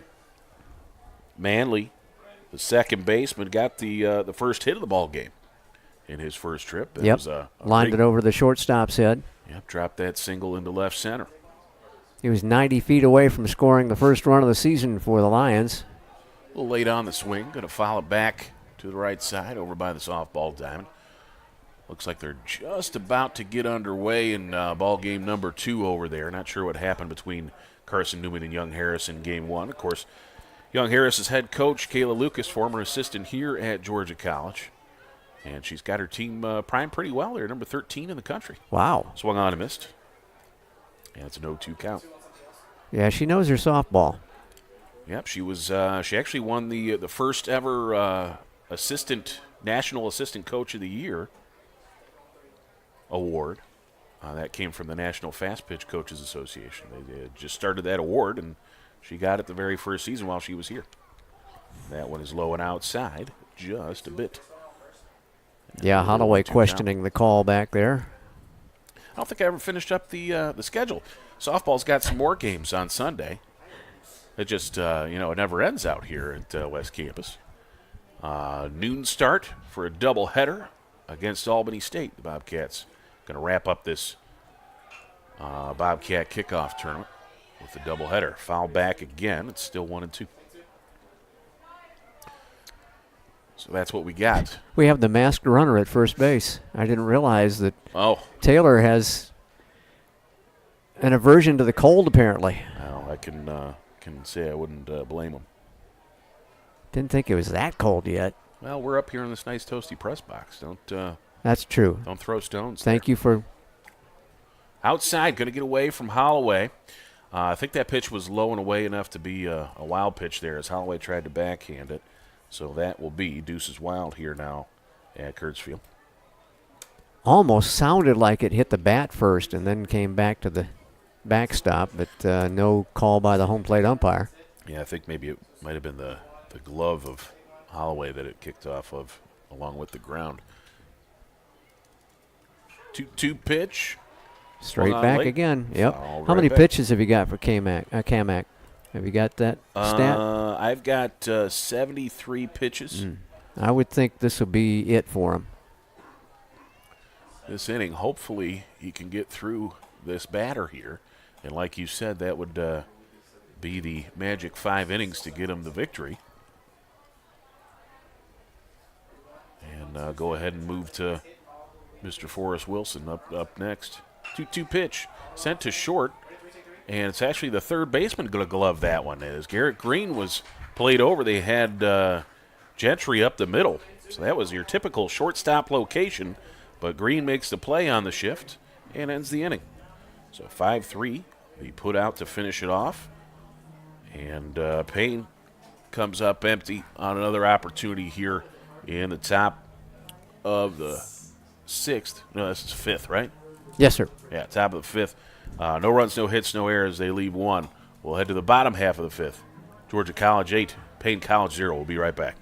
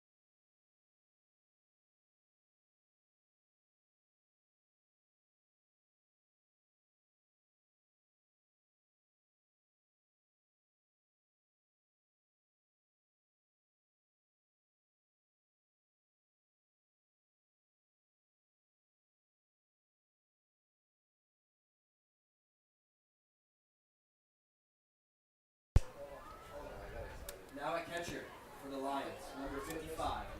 Got some changes here for the Paine College Lions. We go to the bottom of the 5th as Coach Marshall is making some changes in the infield. Looks like Lennox Williams is the new catcher. I think new it's second. Lennox. Yeah, That's Lernix, not Lernix Lennox. I'm Williams. sorry. Lernix Williams. Yeah, freshman from Nassau in the Bahamas. Very Yeah, nice. man. Very nice. He's probably wearing one of those face masks too. If he's from the Bahamas, he's not used to this. Alan Ingram is the second baseman. Ingram, a freshman from Albany, in Albany High School. Chavez, Julio Chavez, a freshman from Lawrenceville and Collins Hill High, It's a good is name. taking over at shortstop. Julio Chavez. Julio Chavez. It sounds like he sounds like a ball player. He does. We'll see if he is. Cam Hill at the plate. Bobcat freshman. Again, we don't know if there's any changes in the outfield for them. Well, the right fielder is the same. I know that for sure because I remember the lefty out there. This one chopped to second base. Going to test Ingram. The new fella comes up aces on the first one as he flips that to first for out number one. Hill retired on the first pitch.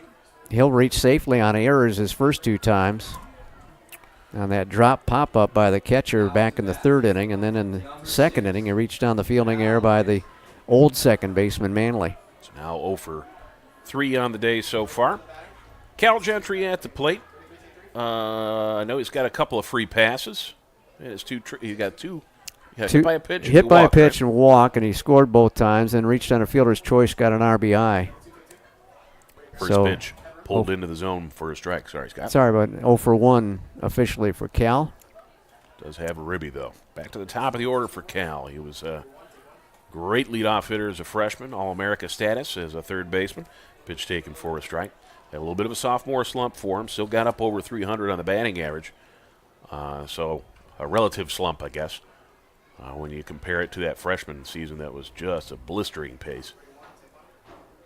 0-2 pitch to him. And it's chopped to the right side, gets just foul.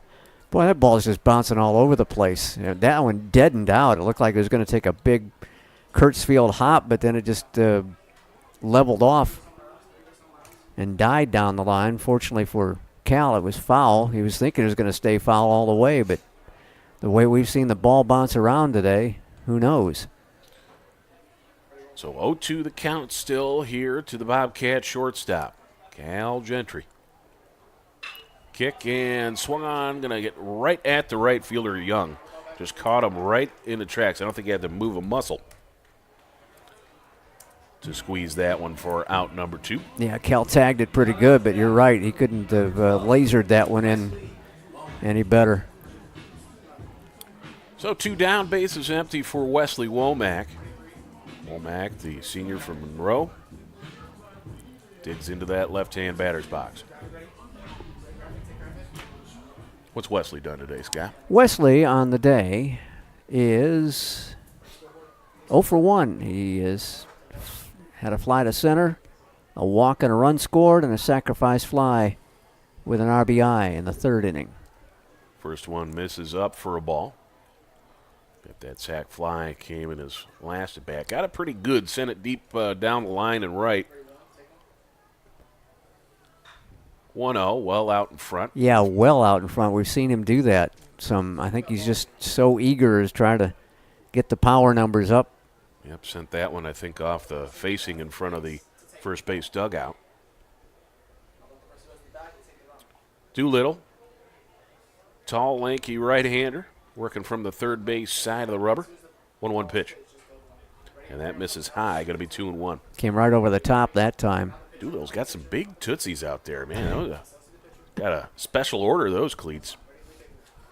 My goodness. Good balance for Doolittle, I bet. Doesn't tip over easily, you know. I would think not. 2-1 pitch. That's high. Going to be 3-1. Being someone with small feet, I have no idea what that feels like. You probably tip over very easily. Oh, I do. We're gonna try I tend to tip over. Yes, I do. We're going to try it next inning. Okay. We'll get one of the cameras up here, see if I can knock you over. It's like the old cow tip thing, huh? Just got to do it when you're not All looking. right. Chop foul again, and that'll run the count full here with 2 down, and the base is open. Boy, Sanders in left field is playing like a rover in softball. He is so shallow. Yeah, I know. With Wesley at the plate? Come on. Yeah, he can hit the ball that way, and that maybe there's something on the scouting report for him, but wouldn't be surprised if he comes back to burn him. This one is hit well, but behind us, and 3-2 it remains. Maybe they're seeing how far out in front Wesley is on these pitches. That he's not going to be able to get one to left field. So that could be an adjustment made as this game goes along. How about another payoff pitch for Womack? Here it comes. Off the end of the bat this time and foul back to the fence. That's 3 straight foul balls. Trying to get that timing down on Doolittle. Yep, got fooled on that one. He was a little late on the fastball and just got enough of it to send it back to the fence. Forrest Wilson has stopped his warm-up tosses. Got Therese Miller out there warming up. Might see him as a defensive replacement next inning. Payoff pitch, chop to second. Nope, going to be the first baseman cutting across. The flip to first is in time. Just barely got him by a step. That's Wilson to Doolittle for out number 3. So the Bobcats go in order, right? First time in this ball game. Man, I'm not doing well, Scott. I got to turn this back over. It's been nothing but goose eggs for me. Poor Al. Wah, Poor wah. Al. We'll go to the 6th, folks. It's 8-0 Bobcats. We'll be right back with more baseball on the Bobcat Broadcast Network.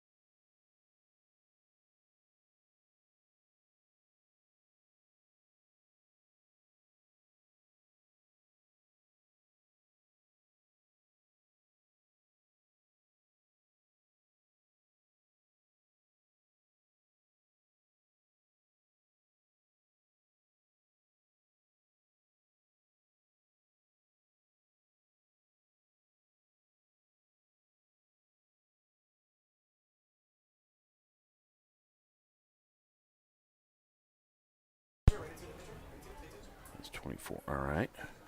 Okay, folks, as we come back to action, got a couple of changes for you. We'll start first for the Bobcats, as we always do. We're selfish that way. As we got a new left fielder in Therese Miller, new pitcher, Forrest Wilson, seeing his first collegiate action, and pinch hitter for the Lions is going to be number 24, Jalen McMichael. First pitch, gets it down, and was that a bunt there, Scott? I didn't see it. Was that a bunt? Okay, drag bunt down the third baseline, and that is an infield single for McMichael. So welcome to the ball game. Pinch hitting for the Lions. Number 25, Zeno Dahl. Okay, so a single there. And we got another pinch hitter here, number 25 this time, as that is Zeno Dahl. That might be a new favorite name on this Paine roster. Zeno that's an X-E-N-O. My goodness, I like that. Don't see those too often. All right, so Zeno, wearing number 25. He's a junior from Willemstad, Curacao. Gracious. Wasn't it Curacao that's real good in the what you call it, Little League World Series from time to time? Yep. I wonder if Zeno's got a Little League World Series in his past. Whoa. Yanked and just foul. Green didn't have a shot at it. That was hit hot. But it does make the count 0-2. No? 0-1. What do we got? Did I miss a pitch? What do you got there, Chris? What do we got? Going 0-2? Let's go 0-2. Let's go into until we're told otherwise. Sounds good. Way on the back of the batter's box is Dahl. Right-hand batter against the righty Wilson. Brings a nice fastball there. Got him by a mile at second. Wow, McMichael trying to snag that second base bag. Don't know if he got a bad jump or just that strong a throw. maybe a little combination of the two, but cut down. I think that was, what, a 2-6, right? Yes, sir. Austin Holloway showing off the gun for the second time. He picked off the runner at first base and then cut down the attempted steal. So that is the first, going to get another drop bunt here. Well, that was a swinging bunt, and it's going to stay fair. Oh, right down the line for a base hit. I think it hit the chalk and stayed fair. Like they could just, the chalk was what kept it fair. It likes the chalk. So that's going to be an infield single there. As Paine has a pair of singles without leaving the infield so I'm surprised Garrett didn't get on the other side of it and just kind of blow on it to roll it left. Yep, that might have done the trick. So instead, first, a runner on first with one down for the right fielder, Young, Jalen Young. Left-hand batter here. Got him 0 for 2 with a ground out to third and a strikeout. Wilson delivers, skied to left. Going to test out the new left fielder, Miller, and he comes up well on that one. All the new guys getting tested right away. Isn't that always the way? Yeah, just jump in there and have at it. So that's 2 outs here with a runner on first for number 16, Anthony Ellis. Ellis still a designated hitter as we reach the middle portion of this ball game and getting some changes here and there. Ellis working on a 1 for 2 day. Base hit his last time up. It got picked off by Holloway. Nice fastball there from Wilson. Has a big swing and a miss on the fastball up around the letters. Yeah, and Ellis was really tardy. Forrest looking strong from the stretch. I like his work. He's been there all day, Al. Well, I mean, he came in and he didn't wind up, did he not? I think so. But I think he's a little stronger from the stretch, perhaps. Might be one of those guys you can count on for some late bullpen innings. Speaking of bullpen innings, got another arm warming up. That's 37, Brennan Crooms out there. Might see him next. 1-1. Nice little bender there. Went with the curveball. Called strike. Yeah, Beauty broke in on him. So Wilson strike away from getting out of this inning. His first official one at the collegiate level.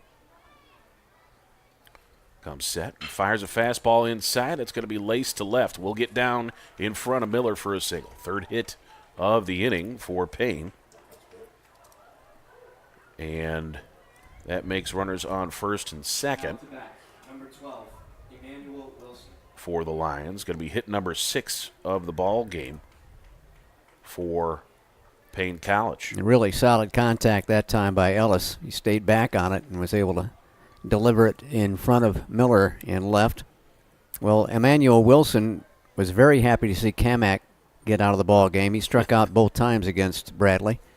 So he's got a new hurler to test here. See how he does against the new opponent.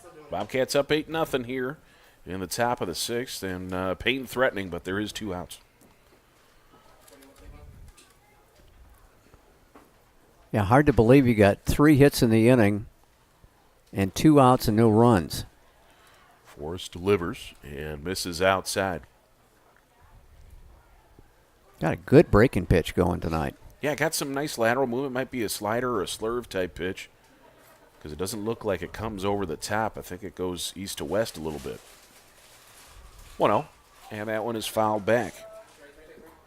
I think they've been able to time out the fastball for some reason, even though it appears that his fastball is just a little bit more than Camic had. I think so, unless, the more smooth style delivery from Camic just looks more effortless. Yes. Maybe it's still coming up there that fast. But that's a good fastball right underneath the chin. It is a ball, though, 2-1. But limbo and out of the way of that one was Wilson. Yeah, Camic just makes everything look effortless out on the mound. Yeah, I think that's how he can toss as many innings as he does and make, appearances in multiple games of a doubleheader and things like that. 2-1 pitch. Back inside and low. 3-1 now. As Forrest really needs to buckle down here. Don't want to put 2 in scoring position.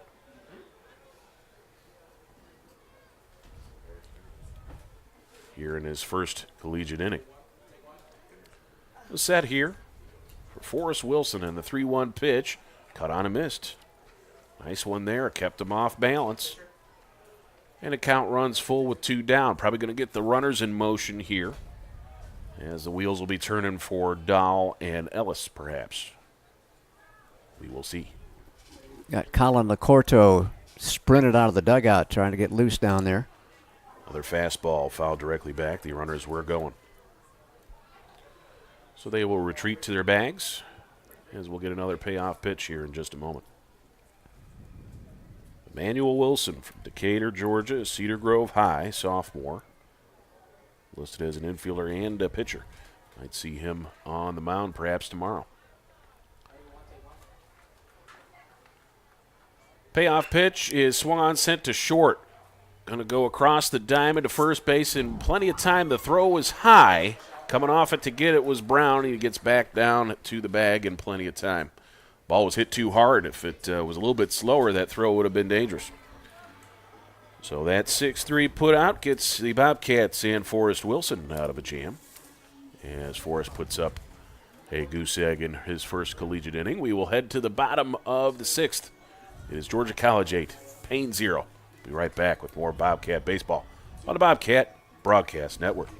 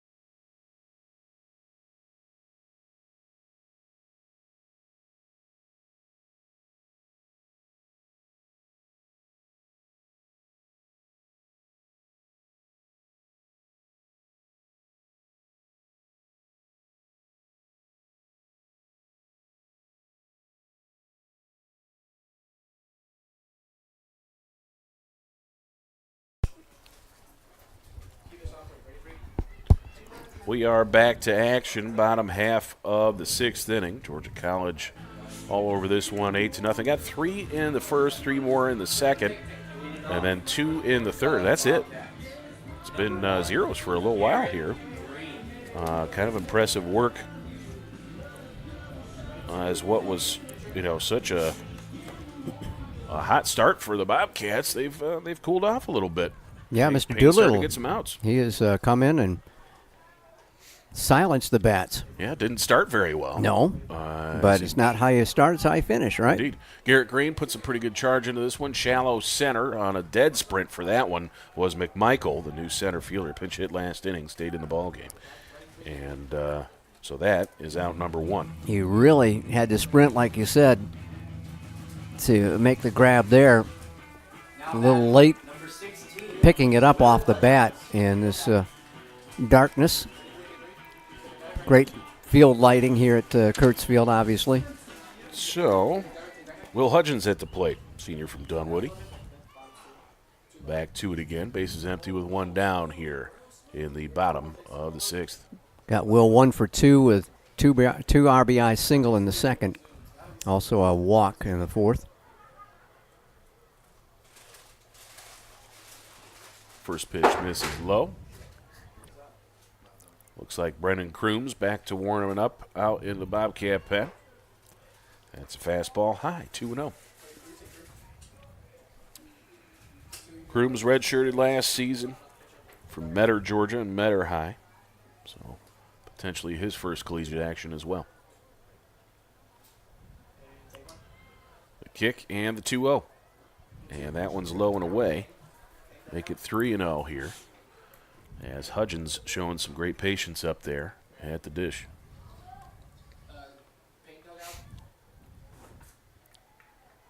Yeah, Will really got that lumberjack beard going. Yeah, it's a good one. It's great. It's a good one. You admire good beards, don't you? Well, I have affinity for that. I think it's a personal touch because I am a woolly individual, and so anybody that can bring that sort of thing to the table, I get impressed from time to time. KC Brown, the first baseman. I think you and Wendell were having a little bit of a beard off, weren't you, for a while there? Wendell always does one over the Christmas break. Uh-huh. This one swung on, sent right at the shortstop. Will they double up Hudgens? Yes. Yes, they will. Wow, some good defense here from Paine, uncharacteristic of the early going in this ball game. But a couple of double play balls lately and starting to look pretty sharp. So that's a line out, 6-3 for a double play. Going to get Hudgens out on the play. So the Bobcats get retired here in the bottom of the sixth. No runs, no hits, no errors, none left. And we will head to the seventh. Scott will take you the rest of the way with a new pitcher when we come back.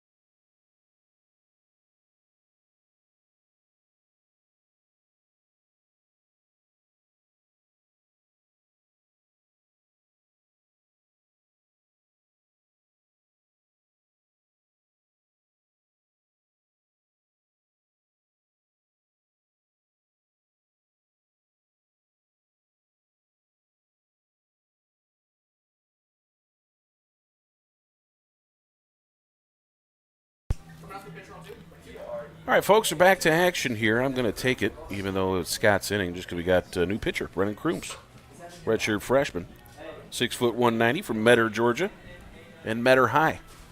Everything's better in Metter. You better believe it. They've got a billboard that tells you, so it must be true. That was always the midway stop whenever we would play basketball over at Armstrong State in the day. They've got a pretty decent one of those travel style gas stations there. Where they got like the really nice like Travel America or whatever they call those things, And there's a McDonald's next door too. So it's a good if stop. you want to get your junk food on, there it is. Because there is nothing on 16 between Dublin and Savannah. It's straight as a string. It is just nothing. He's facing Anthony Lopez, the third baseman, followed by David New and Amari Taylor. Oh, actually, we got the new shortstop, so we're going to get some new faces, I think, this inning. So that's going to be, I think, my guy there, Julio Chavez, probably for New in this inning. Yeah. I apologize for not putting that one in the book. Interesting story about Brennan Crooms. Yes. I had to get a Colonnade interview. That's our student newspaper here at Georgia College for the cross-country team for Brennan Silliman. And when I went to my database, I accidentally asked Brennan Crooms to come. And Brennan was very excited because he wasn't even doing anything yet. He was redshirting, and he's like, well, why do they want to talk to me?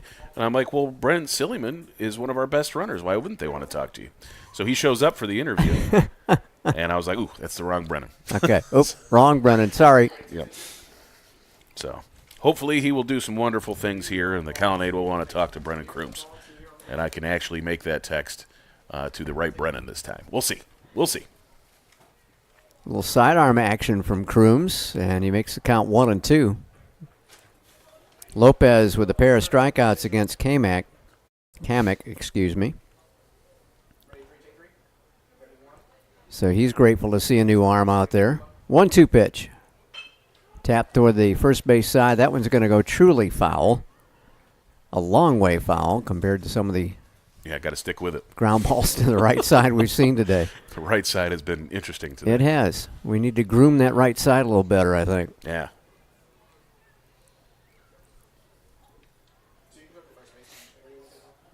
So the count stays 1-2 on Lopez. And Crooms with a pitch high and away. So first of 3 here with the Lions. Got a doubleheader tomorrow at noon.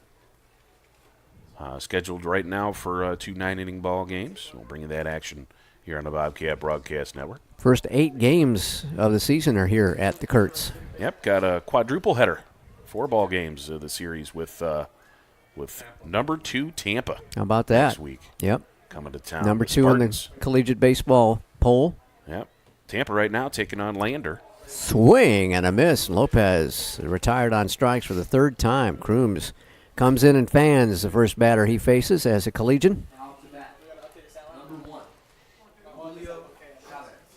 Yeah, Columbus State is the number 3 team in both the Collegiate Baseball poll and the National Collegiate Baseball Writers Association poll.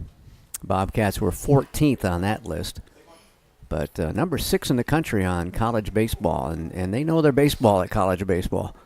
Big cut and a miss by Chavez. It's half of their name. It's true, so you got to know your baseball, if that's half your name. Mm-hmm. Like I know Clouds because I'm a Cloud. There you go. I was wondering what he. Yes, absolutely. Yeah. I full-heartedly agree with that. Chavez fouls one off to the Bobcat dugout. Lawrenceville, Georgia native. Collins Hill High graduate, a freshman at 5'8", 175. I know Clouds.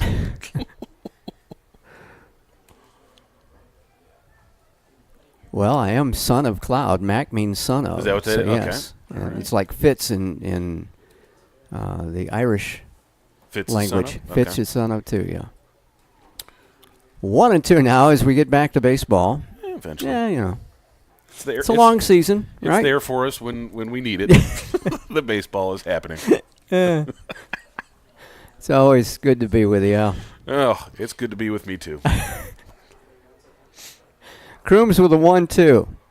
Oh. Check swing, didn't mean to, fouls it to the right side of the backstop. The netting catches it. How about this, Scott? What you got? An upset. Uh-oh. Lander takes down Tampa 6-2. Oh. Lander, unranked, How about that? takes the down the Spartans. number 2 team in the country. So that's just a little teaser of your out-of-town scoreboard. I saw you working on that. Oh, yeah. I was just waiting for my computer to load. It's rather slow. Chavez had to skip out of the way of that knee knocker. It's 2-2. 1 out, nobody on. Bobcats up by 8. So we go in the 7th. Swung on, chopped toward shortstop. There's Cal with a bad throw. Had him, but the throw was off target. Man, I hate to do that because that's a tough play with that slow roller. But, I mean, I can't put a hit on Crooms there either. All right, yeah, we're going to go with an error on that one, guys. So Chavez reaches on the error. Cal Gentry on a slow roller charging, and the throw dragged Brown off the bag at first and then popped out of the first baseman's mitt as well. Amari Taylor stands in. New catcher here. We Oh, got that. sorry, that's right. Lennox Williams.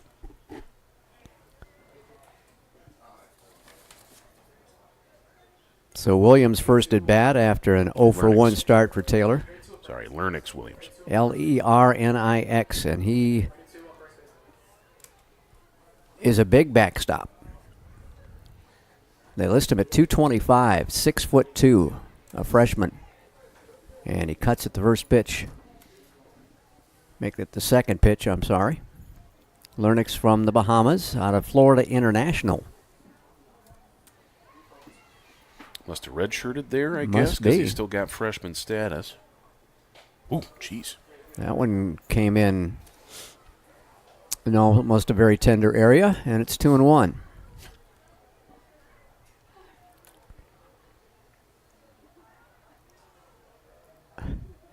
Coach Marshall looks like he's coming down the line as a runner, but he's trying to get Wilson to look at him, Yeah, or he's Williams not, to look at him. He's trying to get his attention, I guess. I don't Hey, know. Maybe I'm thinking talking about to a you. sack bunt here. I don't know. 2-1 fastball misses inside, 3-1. Oh, Scott, I am excited to bring you the out-of-town scoreboard today, I can't folks. wait. I'm waiting with bated breath. My goodness, it's a good one. Looking forward to it. I don't know when I'm going to do it, but it's going to be good. 3-1 pitch. Crooms nails the outside corner and really sweeps across the plate to the right-hand hitter with its sidearm motion. And loads the count up 3-2 on Lennox Williams. The aforementioned Colin Locurdo warming up in the Bobcat bullpen. Cut and a miss, struck him out. Chased the fastball, and that's 2 strikeouts now for Crooms, the third pitcher of the day for Georgia College. All right, here we go, Scott. Okay, I'm ready. Lay it on me, Got bud. that 6-2 win for Lander over Tampa. Mm-hmm. Augusta University beats Mars Hill 13-8. Got a little bit of offense going on up there. UNC Pembroke, a 10-4 winner over Shepherd. Very tough northern team, Shepherd, so that's a nice win for them. 11-8, the score, Emmanuel over Georgia Southwestern. And we'll turn things back to live action here for a moment. As Ingram gets his first plate appearance and tops one down the first base line, gathered in by Crooms, the underhand flip. And Ingram is retired on the first pitch he sees. And that will do it. The out-of-town scoreboard going to be a cliffhanger. We'll come back with the rest of it. How's that? That'll work. We'll go to the bottom of the seventh inning stretch at the Kurtz. Bobcats up 8-0 on the Bobcat Broadcast Network.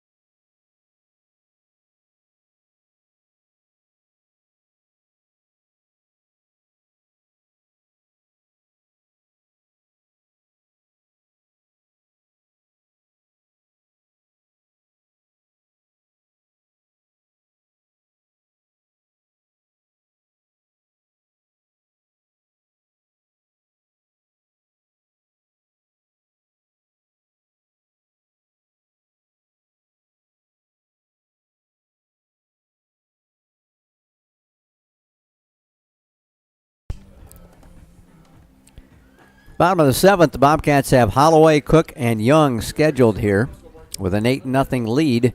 Doolittle continues to pitch for the. Yeah, he's doing a good job. He's doing a lot. Not doing a little, doing a lot. Nah. Right? You'll be here all season, from what I understand. Yes. Tip your waiters. Until I get fired. Tell me about the big news today. Big upset in the league here. We got Columbus State falling to West Alabama by a 10-6 score. Unexpected there for Columbus State. I believe that's at home as well. Oh, wow. So not a good start for the number 3 team in the country. Greg Appleton is not happy tonight. Francis Marion 6, Southern Wesleyan 1 in the top of the 5th. Young Harrison Albany State got postponed. I assume that's probably some weather issues there. Florida Tech 1 and North Georgia 0 in the bottom of the 4th. That's all your out-of-town scoreboard. Brought to you by... Absolutely nobody. Yeah, we'll stick with that. That's right. Oh, I didn't do my sock up. Oh, Al! Oh, my gosh. Oh, jeez. Oh, well, we haven't been on radio for a couple of years, so, everybody can see the Sox, but still. Still, though. Oh. Maybe the ball game's not over. No, I'll let you do it in the 8th, Everybody okay? hang on. And go to the top of the 8th inning, and you get your sock update, all right? I get my sock update. The world gets its sock update. That's what the deal is. We there. all just cannot wait. Everyone I'm on pins and needles. Holloway takes it up high for 2-0 now. Austin with a good night at the plate. 2 for 3. RBI single in the first. Fly to right, and then an infield single in the 4th inning. And he's gunned down a couple of base runners. So getting the job done behind and at the plate. 2-0 pitch to him. Jam toward the shortstop, comes in behind it, will field and fire and skip it away. And Holloway's going to take an extra base on the bad throw. As the shortstop came up firing and had him, that'll be one error on Chavez. And that's the 7th error of the ballgame on Paine College. So the throwing error allows Holloway to get to second base as the leadoff man. Jason Cook would like to get himself a knock here. Actually, it's going to be Therese Miller. Well, then it's not going to be. Jason still wants to get himself a knock, but he's in the dugout and can't do anything about it. Not going to happen. Not going to happen tonight. And Torres Miller with an opportunity for the Bobcats to drive in a run. Therese, a senior, transfer from Georgia Southern. Limited action for him last year. Only played in 12 games, but had 5 hits and 14 at-bats. That's a .357 average. 5 home runs. A 5 runs scored. Ball in the dirt, skips away from the catcher, and on to third base easily is Holloway. And he drove in 1. Yeah, he had a double and a triple to his credit, so Torres can get some extra base knocks. So Miller with a chance with nobody out and a runner at third base. Bobcats have not scored in their last 2 at-bats. Make it their last 3 at-bats since the 3rd inning. And now the Lions are pulling the infield up. All my at-bats. All of your at-bats, of course. It's all my fault. Get McLeod on the stick here and see what happens. Swing and a miss.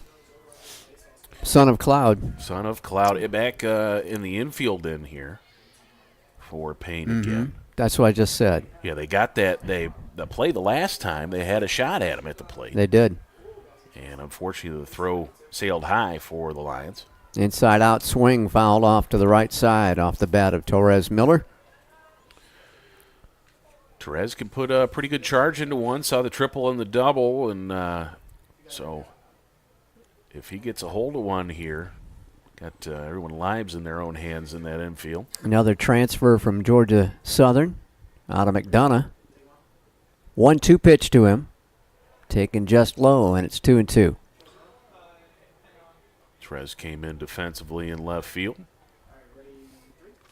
So part of that rotation in the corner outfields. I know we'll see Shane Conahan factor into those as well. Got a couple of pieces we can plug into that outfield as we try and find that magic 9. Slaps it. Nice pickup by the shortstop. He recovers and does not get him. It'll be an infield single. Great effort, though, by the shortstop to keep it in the infield and keep that run off the board as Chavez laid himself out to get that one. That was a very impressive play all around it to hold that runner on, to gather your stuff and make a nice strong throw over to first base.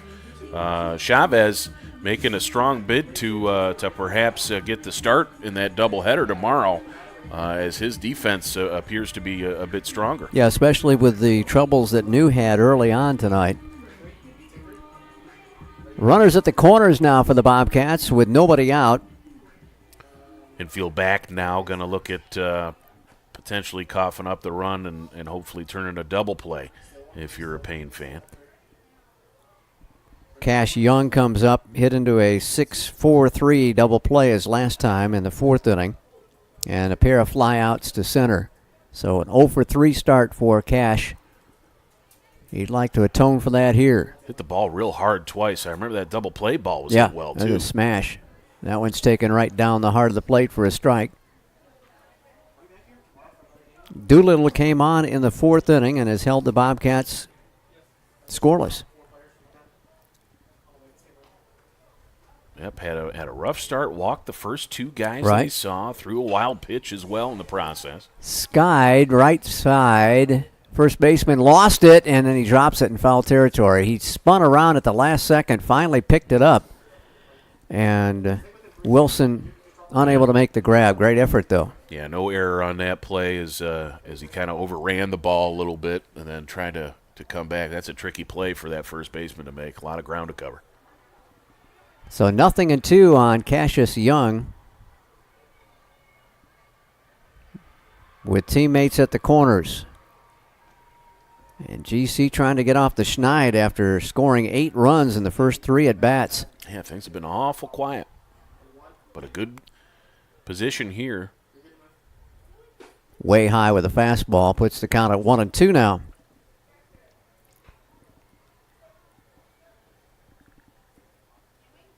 Holloway off of third. Reached on a throwing error by the shortstop.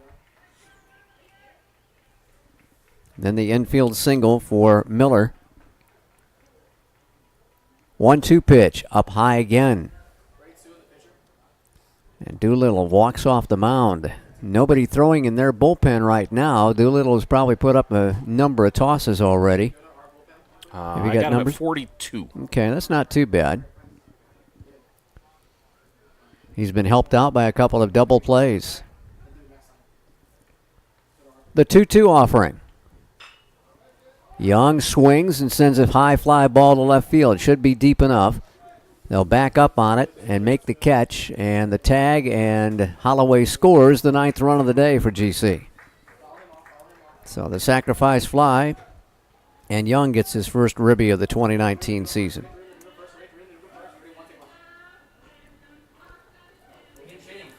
All right, we've got a new hitter here, Scott. Yep. Shane Conahan. Conahan His will hit first for at-bat Hill. here.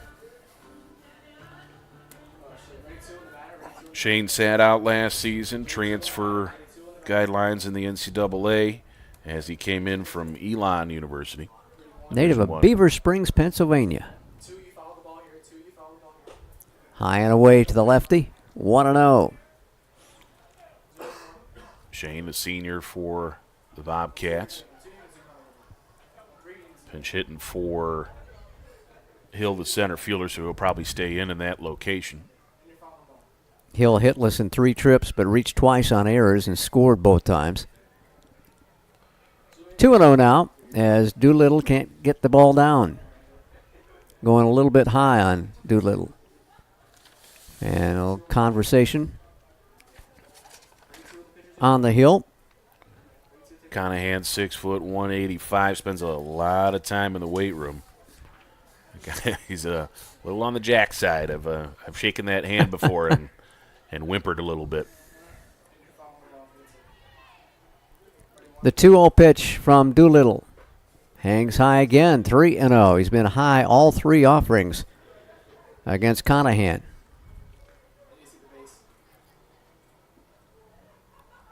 Got Shane at a very nice 6 foot, 185 for his vital statistics. Yep, I think a bit of a speedster as well. Automatic is in at the letters, 3-1. He did the Wade Boggs follow that pitch all just right all the way into the mid.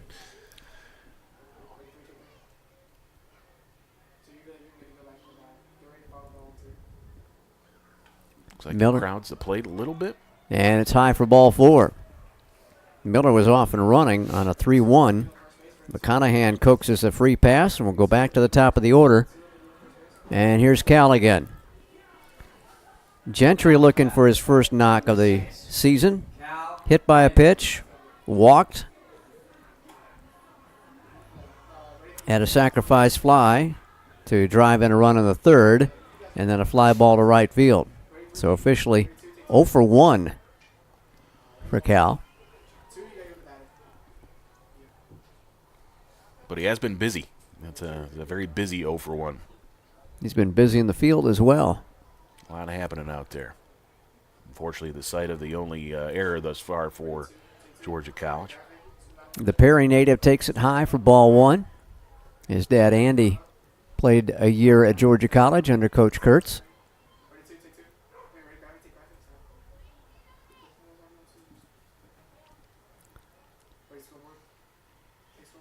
Doolittle with a set and the 1-0 coming to Cal Gentry. And he'll swing and drive it high, deep to right field.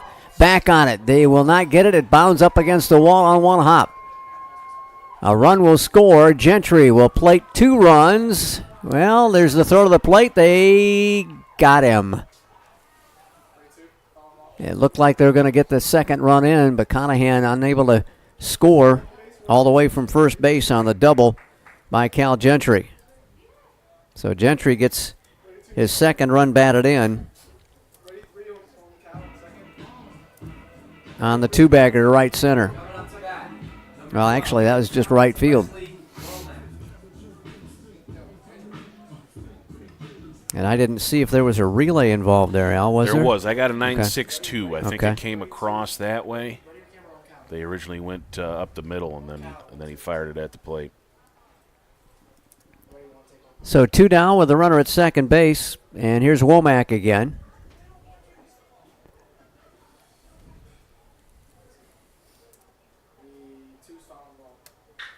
He'll drag it to the first base side, bobbled, and he's going to win the race to first base. Wilson stays with it and chops down Wesley Womack. But the Bobcats pick up a run, and they do it with just one hit and one error and one man left. We'll go to the 8th inning. Georgia College now leads it 10-0. This is Georgia College baseball on the Bobcat Broadcast Network.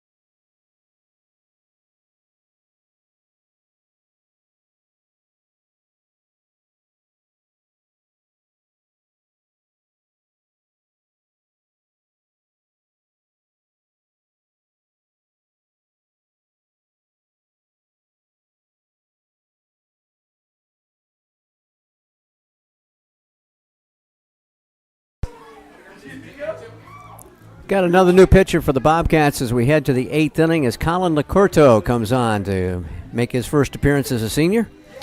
Colin made 7 appearances all in relief last year, 0-3 record and a 9-even ERA.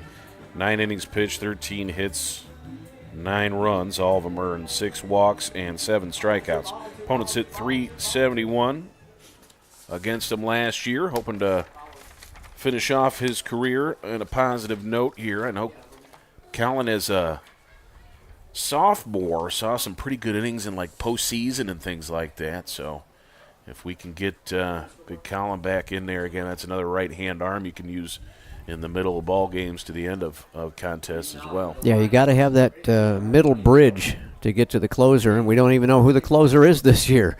With looks like Camic going to be in the starting rotation for the Bobcats this year. But Colin Licurto comes on, the sidewiner and submariner at times. From what I'm told, Kyle King has looked real sharp and may be getting that last inning. Okay. So we'll have to see if that comes to fruition. Won't be a safe situation here as of yet.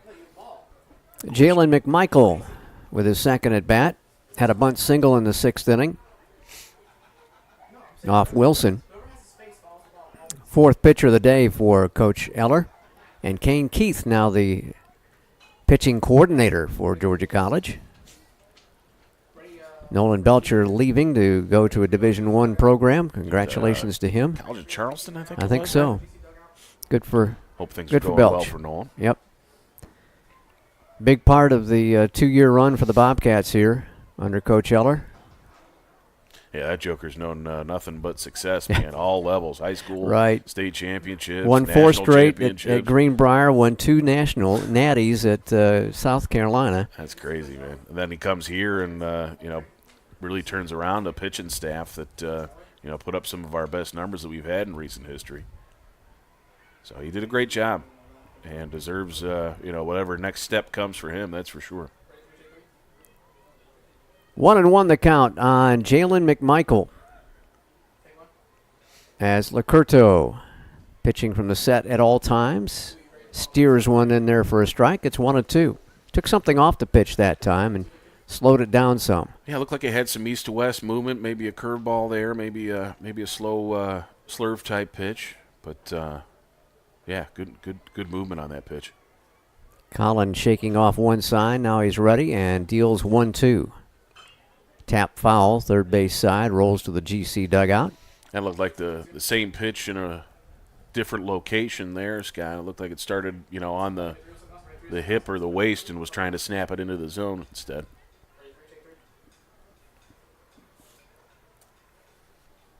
McMichael starting off the 8th inning for the visiting Lions. They've been held scoreless on a total of 6 hits, and cut and a miss, and Lacorto gets a strikeout. Got a lefty warming up for Georgia College. If I'm looking at the numbers right, I think that's Logan Howard. It was my understanding that Logan was injured and we weren't going to see him for the first couple of weeks, so maybe that's a good sign that he's a little bit ahead of the rehab. That's good. Yeah, it is Logan, number 22 out there. Yeah, we're number 33 last year, so a number change for old Logan. God, he was a big piece of our success last year. Zeno Dahl with a swing and a miss, 0-1. Dahl with his second at bat. He also had an infield single in the 6th inning as they threaten once again, but have not been able to cross home plate yet. Well, Lacorto would like to keep them off the base paths here in the 8th. His 0-1. Missing low. 1-1. Good location there, though. Yeah, keep it low. Didn't miss by much, and even if he does offer at it, that's a ground ball somewhere in the infield.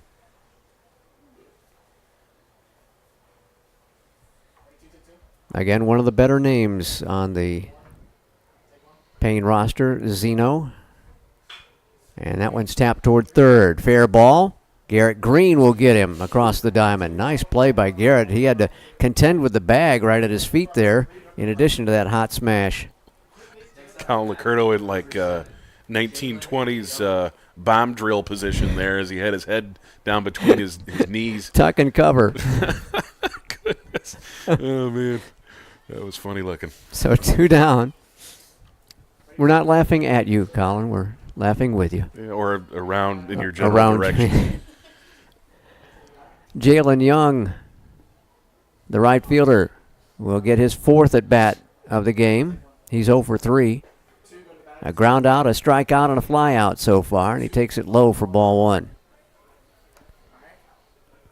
Is this the only lefty in the I think so. in the batting lineup, I think. Yep. Even with the substitutes we've seen come in. The 1-0 pitch. Taken for a strike. Nice placement there on the outside edge. Young with lots of bat movement you see there at the plate. He's got that bat waving out in front like near the chest and then brings it back to get that timing mechanism going. Takes it outside. 2-1. Bobcats and Lions again tomorrow at noon. Doubleheader here at the Kurtz. Bobcats lead the all-time series between themselves and these Lions 14-1. Last season they won 15-1 in 7 innings back in March. Off the end of the bat to third. Backing up is Green this time. He'll still get him, and it's a 1-2-3 inning for Colin Lacerto and the Bobcats. As we go to the bottom of the 8th inning, GC enjoying a 10-0 lead. You're on the Bobcat Broadcast Network.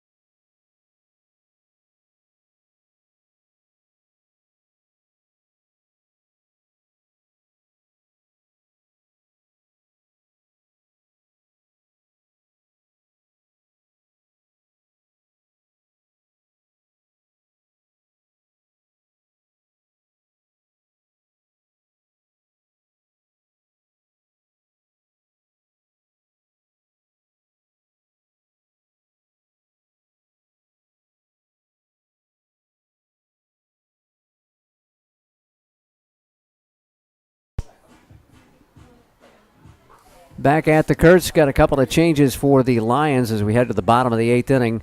New pitcher coming in is Joshua Cruz, a freshman from Tampa. And then a new right fielder, number 6, Gadil Guzman, a sophomore from Oviedo, Florida. Looks like Cruz is going to have a fresh opponent to take on here, as well as Eric Furphy has grabbed a War Club there in the on-deck circle. Bryce Bowen also with the bat, so we might see him as well, either on deck or in the hole. Yeah, Hudgens was scheduled next as the DH. So some fresh Bobcats getting some action here. We get all 3 Georgia Southern transfers into the contest after Furphy's pinch hit opportunity here. Eric played in 18 ball games, started 4 of them last year, had 26 at-bats with 5 hits. That's a 192 batting average. Only extra base hit was a double. He drove in 3 runs. Yeah, Eric got into that mix at second base when we were trying to find the key piece there. It was him, and John Davis was a part of that too before we settled in on Nate Schmall. Eric, a senior from Sewanee, transfer in from Wake Tech Community College.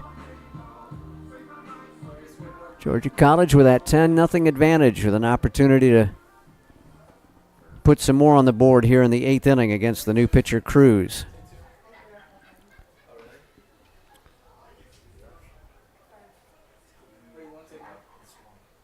Well, it looks like Hudgens might stay in the ball game at DH. Okay. And instead, yeah, he's still in the on-deck circle. Yeah, instead maybe we'll see the pinch hitter for the first baseman, Brown. After that, we'll see.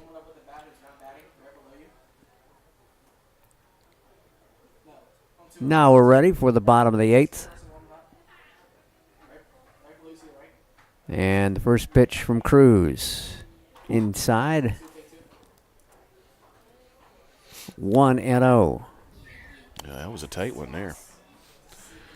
Had to pull the hands back just a little bit to avoid getting clunked. So we got Furphy here. Hudgens on deck. He's had himself a pretty good ball game in his first in blue and green. Low and away for 2-0 now. Bobcats will be wearing their green unis quite a bit at home. I think we got a new set coming. But there's some sort. They're on like an international ship of some type. I was going to say slow boat from China, right? Yeah, I got a text from Eller because one of the guys is wearing a number that he won't be for the rest of the year. As a result, Are they? What color are they? Are they going to be white again? Or are they they got stuck in customs. stuck in customs? So, I don't know if there's some like a banana or something in there as well. Things to Fruit declare. flies that. Yeah. Do you have anything to declare? Uniforms. Uniforms. I'm declaring declaring uniforms. 4-pitch walk to Mr. Furphy, and Eric is down to first to start the 8th inning. I don't think I've ever heard of uniforms being stuck in customs. Yep. See what that's about. There'll be a story, I'm sure.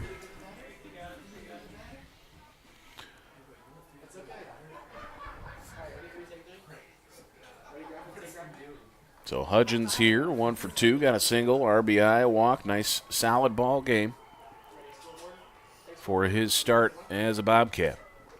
I'm getting texted from home about supper, so I'm sorry. Yeah, what do we got? They want to know if I was going to have any. For something? No, we're gonna. It's Fish Friday, buddy. Fish Come on. Friday? Seafood, baby. Oh, nice. Seafood on Friday. At home seafood, that's nice. We don't do seafood often. Seafood's one of those things that could go bad if you don't. If do you it don't right. know, if you don't do it right, that's going to get dumped in, and Hudgens will get himself another knock. His second hit as a Bobcat. He's reached base every time today on an error, the 2 hits, and 2 walks. So a pretty good on-base percentage, wouldn't you say? Yes, doing a great job in that cleanup spot. And now the next step is get him on base and get him around, right? I think that's the game plan. But so we got a pinch hitter here now, 42. That is Bryce Bowen, sophomore, transfer from Clemson.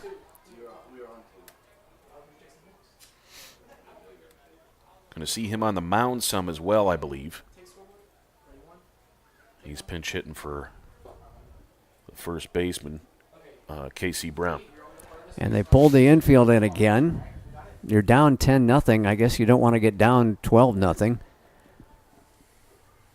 But again, when you pull it in, sometimes it finds a hole, especially with the hot bats. Yeah, a lot more gaps out there when you tighten things in like that. Breaking pitch, got the outside corner. A little late call there, but it's rung up by Tony Shanks. Bowing a pretty big It's dude, 1-1. 6'4", 220 from Elberton, Georgia. I think we have a stalling sighting. Another stalling sighting. We already Excuse had me. one now. We've already got one. Now we got a pair of stallings. I think that beats a flush. Fouled out of play left side. Look up on the hill. Yeah, that hill a little sparse now. Yep. As it was hot and heavy in the early portion of this ball game. Yeah, starting to cool down, so folks are heading out. It was about full up there. We had a good crowd to start the 2019 season. Yeah, it was a real good one. You know, got a murmur going through the crowd. That's when you know it's good, is when you hear like that, you know, that kind of thing. Ground ball, first baseman. He'll check the runner back to third and make the play. Well, they got the play they wanted there with that infield in. You know, if that first baseman's back in his normal spot, Furphy probably comes in to score on that one. So the infield in worked out for the Lions there as they cut down a run. We've had 4 first base unassisteds, 2 for each team, and they've been busy over there. That's strange. Here's Austin Holloway now with runners in scoring position and 1 out. A 10-0 Bobcat lead, bottom of the 8th, and Austin wanting to do some more damage. Couple of hits and 4 trips. First pitch taken for ball 1. Last time up in the 7th, he reached on a throwing error and scored the 9th run of the day. He has driven in a run. That came back in the first inning with a single up the middle. Furphy's at third, Hudgens at second. Yeah, I would say Furphy probably, Holloway probably our offensive MVP here today. You know, he's been very busy. Getting on base, shutting down runners on the base paths. Yep. He's a solid player of the game type status right there. The 2-0 pitch from Cruz, low and away, skips off the catcher's mitt briefly, but Williams able to snare it without any damage done. 3-0 now to Holloway. Yeah, with first base open here. Especially as productive as he's been tonight. They probably aren't going to give him anything good. Yeah, and then that opens up the possibility of the double play, which has worked a couple of times for Paine today. Yeah, those 2 double plays have shut down some rallies for the Bobcats. And a balk is called. Run will score. Move to third for Hudgens. So scoring on the balk, and unfortunately did not exactly see what the call was or why it was made, but the base umpire made the call. So it's 11-0.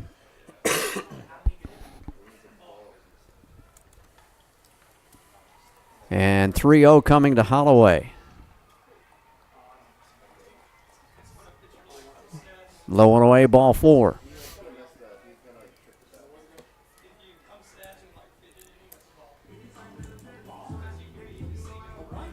Therese Miller will get another swing here. Came on in the 7th inning.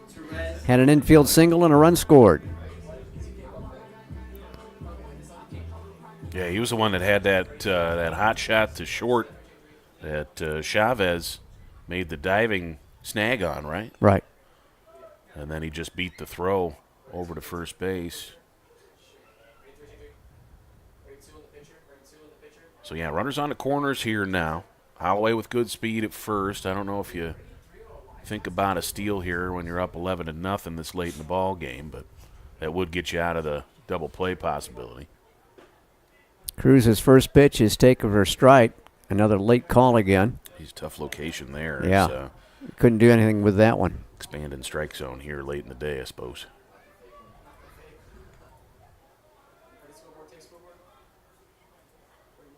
One 0 pitch coming from Cruz. Miller with a swing back to the backstop, and he's evened up at 1-1. Make it 0-2, excuse me. 0-2 on the count.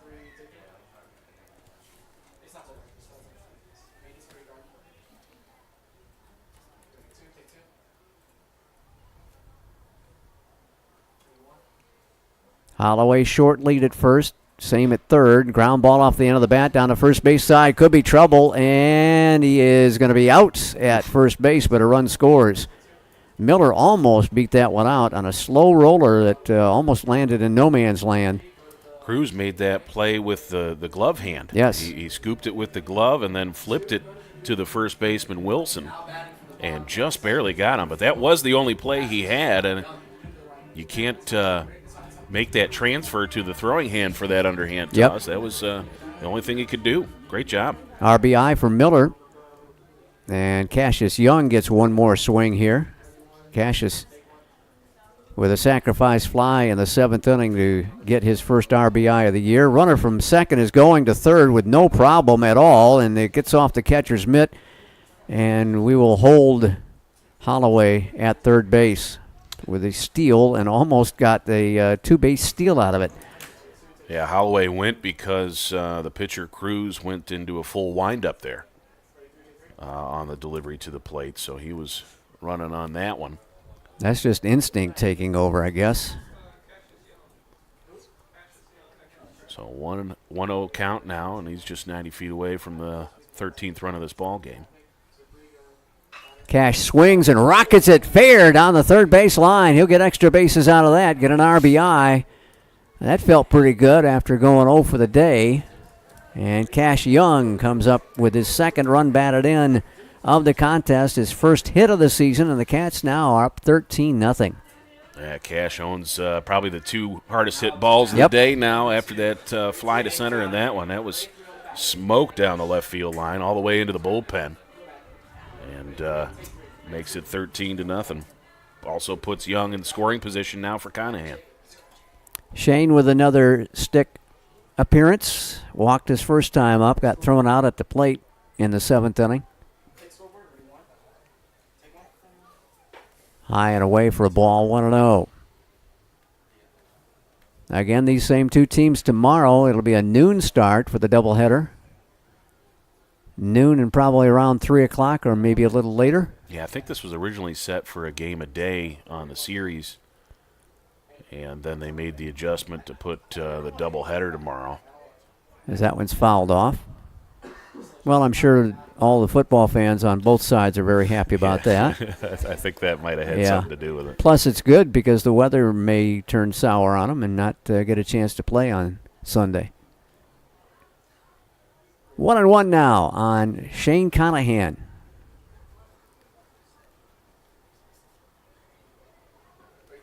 Breaking pitch down low, 2-1.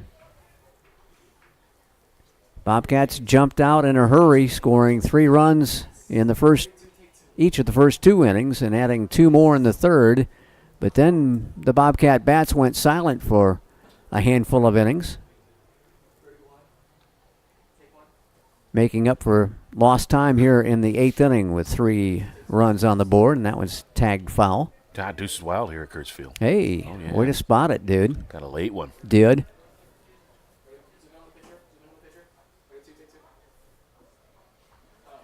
Conahan tapping the plate, getting ready for the 2-2 offering once again.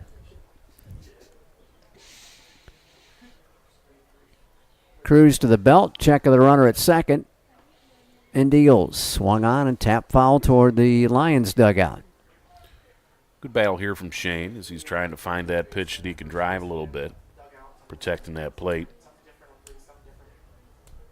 And now this is these are all auditions at this point for to try and get yourself a little bit up in the depth chart. Yeah, in a game that's beyond decided. See what this one-on-one battle can do for Conahan. He'll tap it to the right side, and it comes up nicely for the second baseman. He'll throw to first and get him, and that will do it as Ingram makes the play at second base. But the Bobcats tag on 3 more runs. They're up 13-0 as we head to the 9th. You're on the Bobcat Broadcast Network.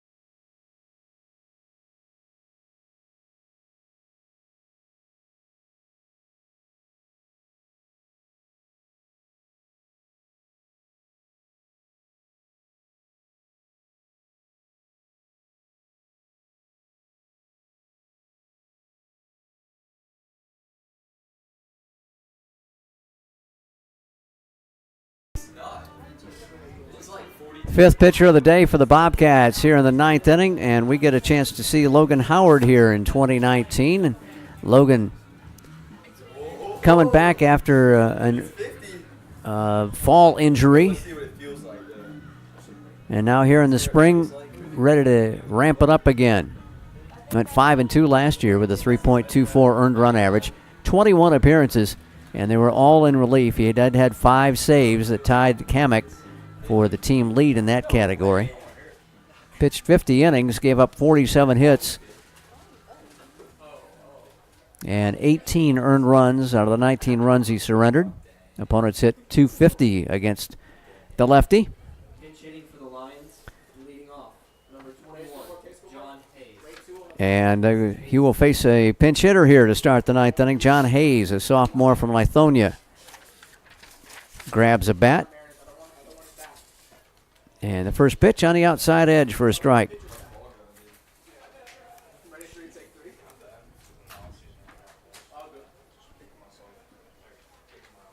Hayes hitting in the DH spot, the 4-hole for Coach Marshall. High and away, 1-1. Talked about that college baseball poll. The Bobcats 6th, Columbus State 3rd, UNC Pembroke was 40th. And several other Peach Belt teams received votes as that one sails outside. USC Aiken, Flagler, Francis Marion, and North Georgia. Again, one of the top conferences in Division II for baseball is the Peach Belt Conference, year in and year out. Yeah, I know Aiken's right on the outside of that. I think they were the top team receiving votes. Without getting the top 40, yep. 3-1 now, the count. Of course, with what we had today with losses for Tampa and Columbus, it might see a shakeup in the first official season poll. Yes, sir.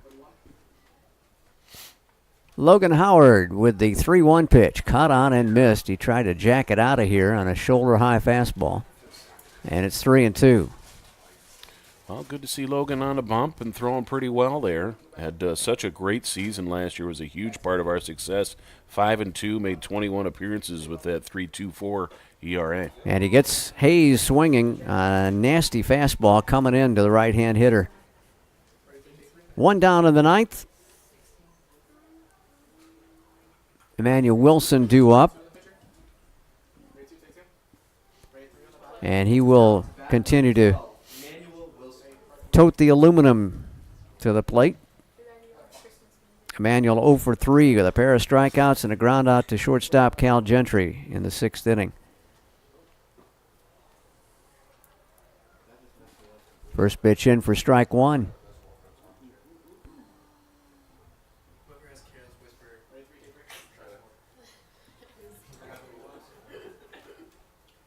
Howard starting off with strikes to the first 2 hitters. Man, he's just buzzing it by folks now. It's 0-2.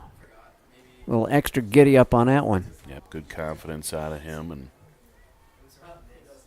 didn't get to play much this summer. He was on the roster for the Savannah Bananas and had to shut it down with some arm trouble. Big cut and a miss on a pitch that was outside the strike zone. So 2 up and 2 down via the strikeout route. Now batting number 8, McNeil. So potentially the final batter of the ball game here is another pinch hitter in McNeil. So McNeil coming up for Lopez. I was just counting out the strikeouts. The 5 pitchers have combined for 14 strikeouts in the game. Oh, dear. Logan from the set, as always. Pitches in for a strike. Evens the count 1-1. Latek McNeil, a sophomore from Stockbridge in Dutchtown High. 1-1 to him. Hangs high, 2-1.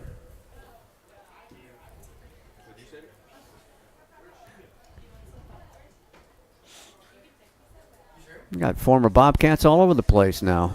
Mr. Heck coming up to the press box. Yeah, we got all sorts of superstars Wow. rolling through here, man. We're not worthy. It's up high and it's 3-1.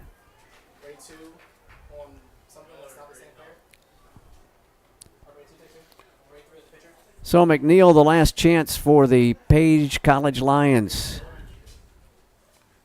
Got And a favorable count here. yeah, he does. 3-1 pitch from Logan is up high for ball 4.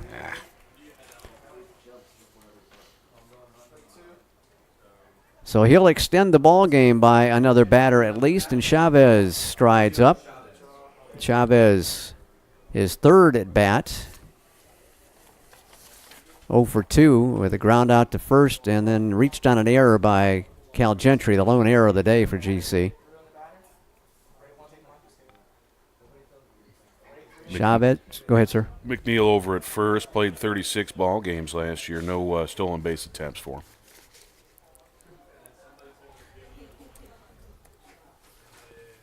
Lions last year went 16-24 and were under 500 in the SIAC at 9-11. Pitch is low for 1-1 now. 2 down, 1 on, and a big cushion for the Bobcats.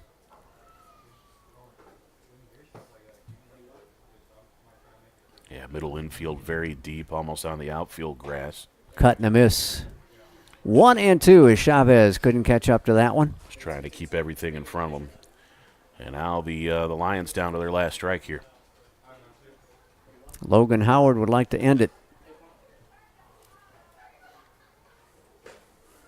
Doesn't with that pitch, and deuces wild one more time, Yeah. Mr. Weston. Yeah, let's get one more, huh?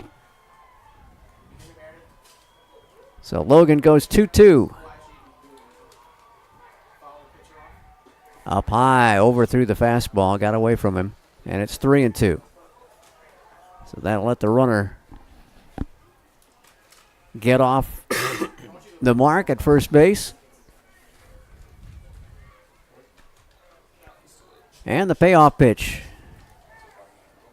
coming to Chavez. Checks his swing and fouls it to the netting. He'll stay up there. And excuse me, I don't want to get hit swing. We've seen a couple of those today. Just a little bit of self-defense. Howard quickly back to work, and the 3-2 once again. Got him swinging, ball game as Logan Howard comes in and fans the side. GC gets a win in its season opener, 13-0. 13 runs, 8 hits, 1 error for the Bobcats. No runs, 6 hits, and 7 errors for the Paine College Lions. This one got done with early, with the Bobcats putting 3 runs on the board in the first and in the second inning, and adding 2 more in the third. So GC opens up with a big 13-0 win, and the number 6 team in the country off and running using 5 pitchers today. The starting pitcher for the Bobcats, Bradley Camic, gets the win. He went the first 5 innings, struck out 8 batters, walked only 1, and let's see, gave up a total of 3 hits in his effort. So a good night for the Bobcats and a good start to the 2019 campaign. Let's hope it continues tomorrow when the 2 teams will play a doubleheader here at the Kurtz. That'll be a 12 o'clock first pitch for game number 1.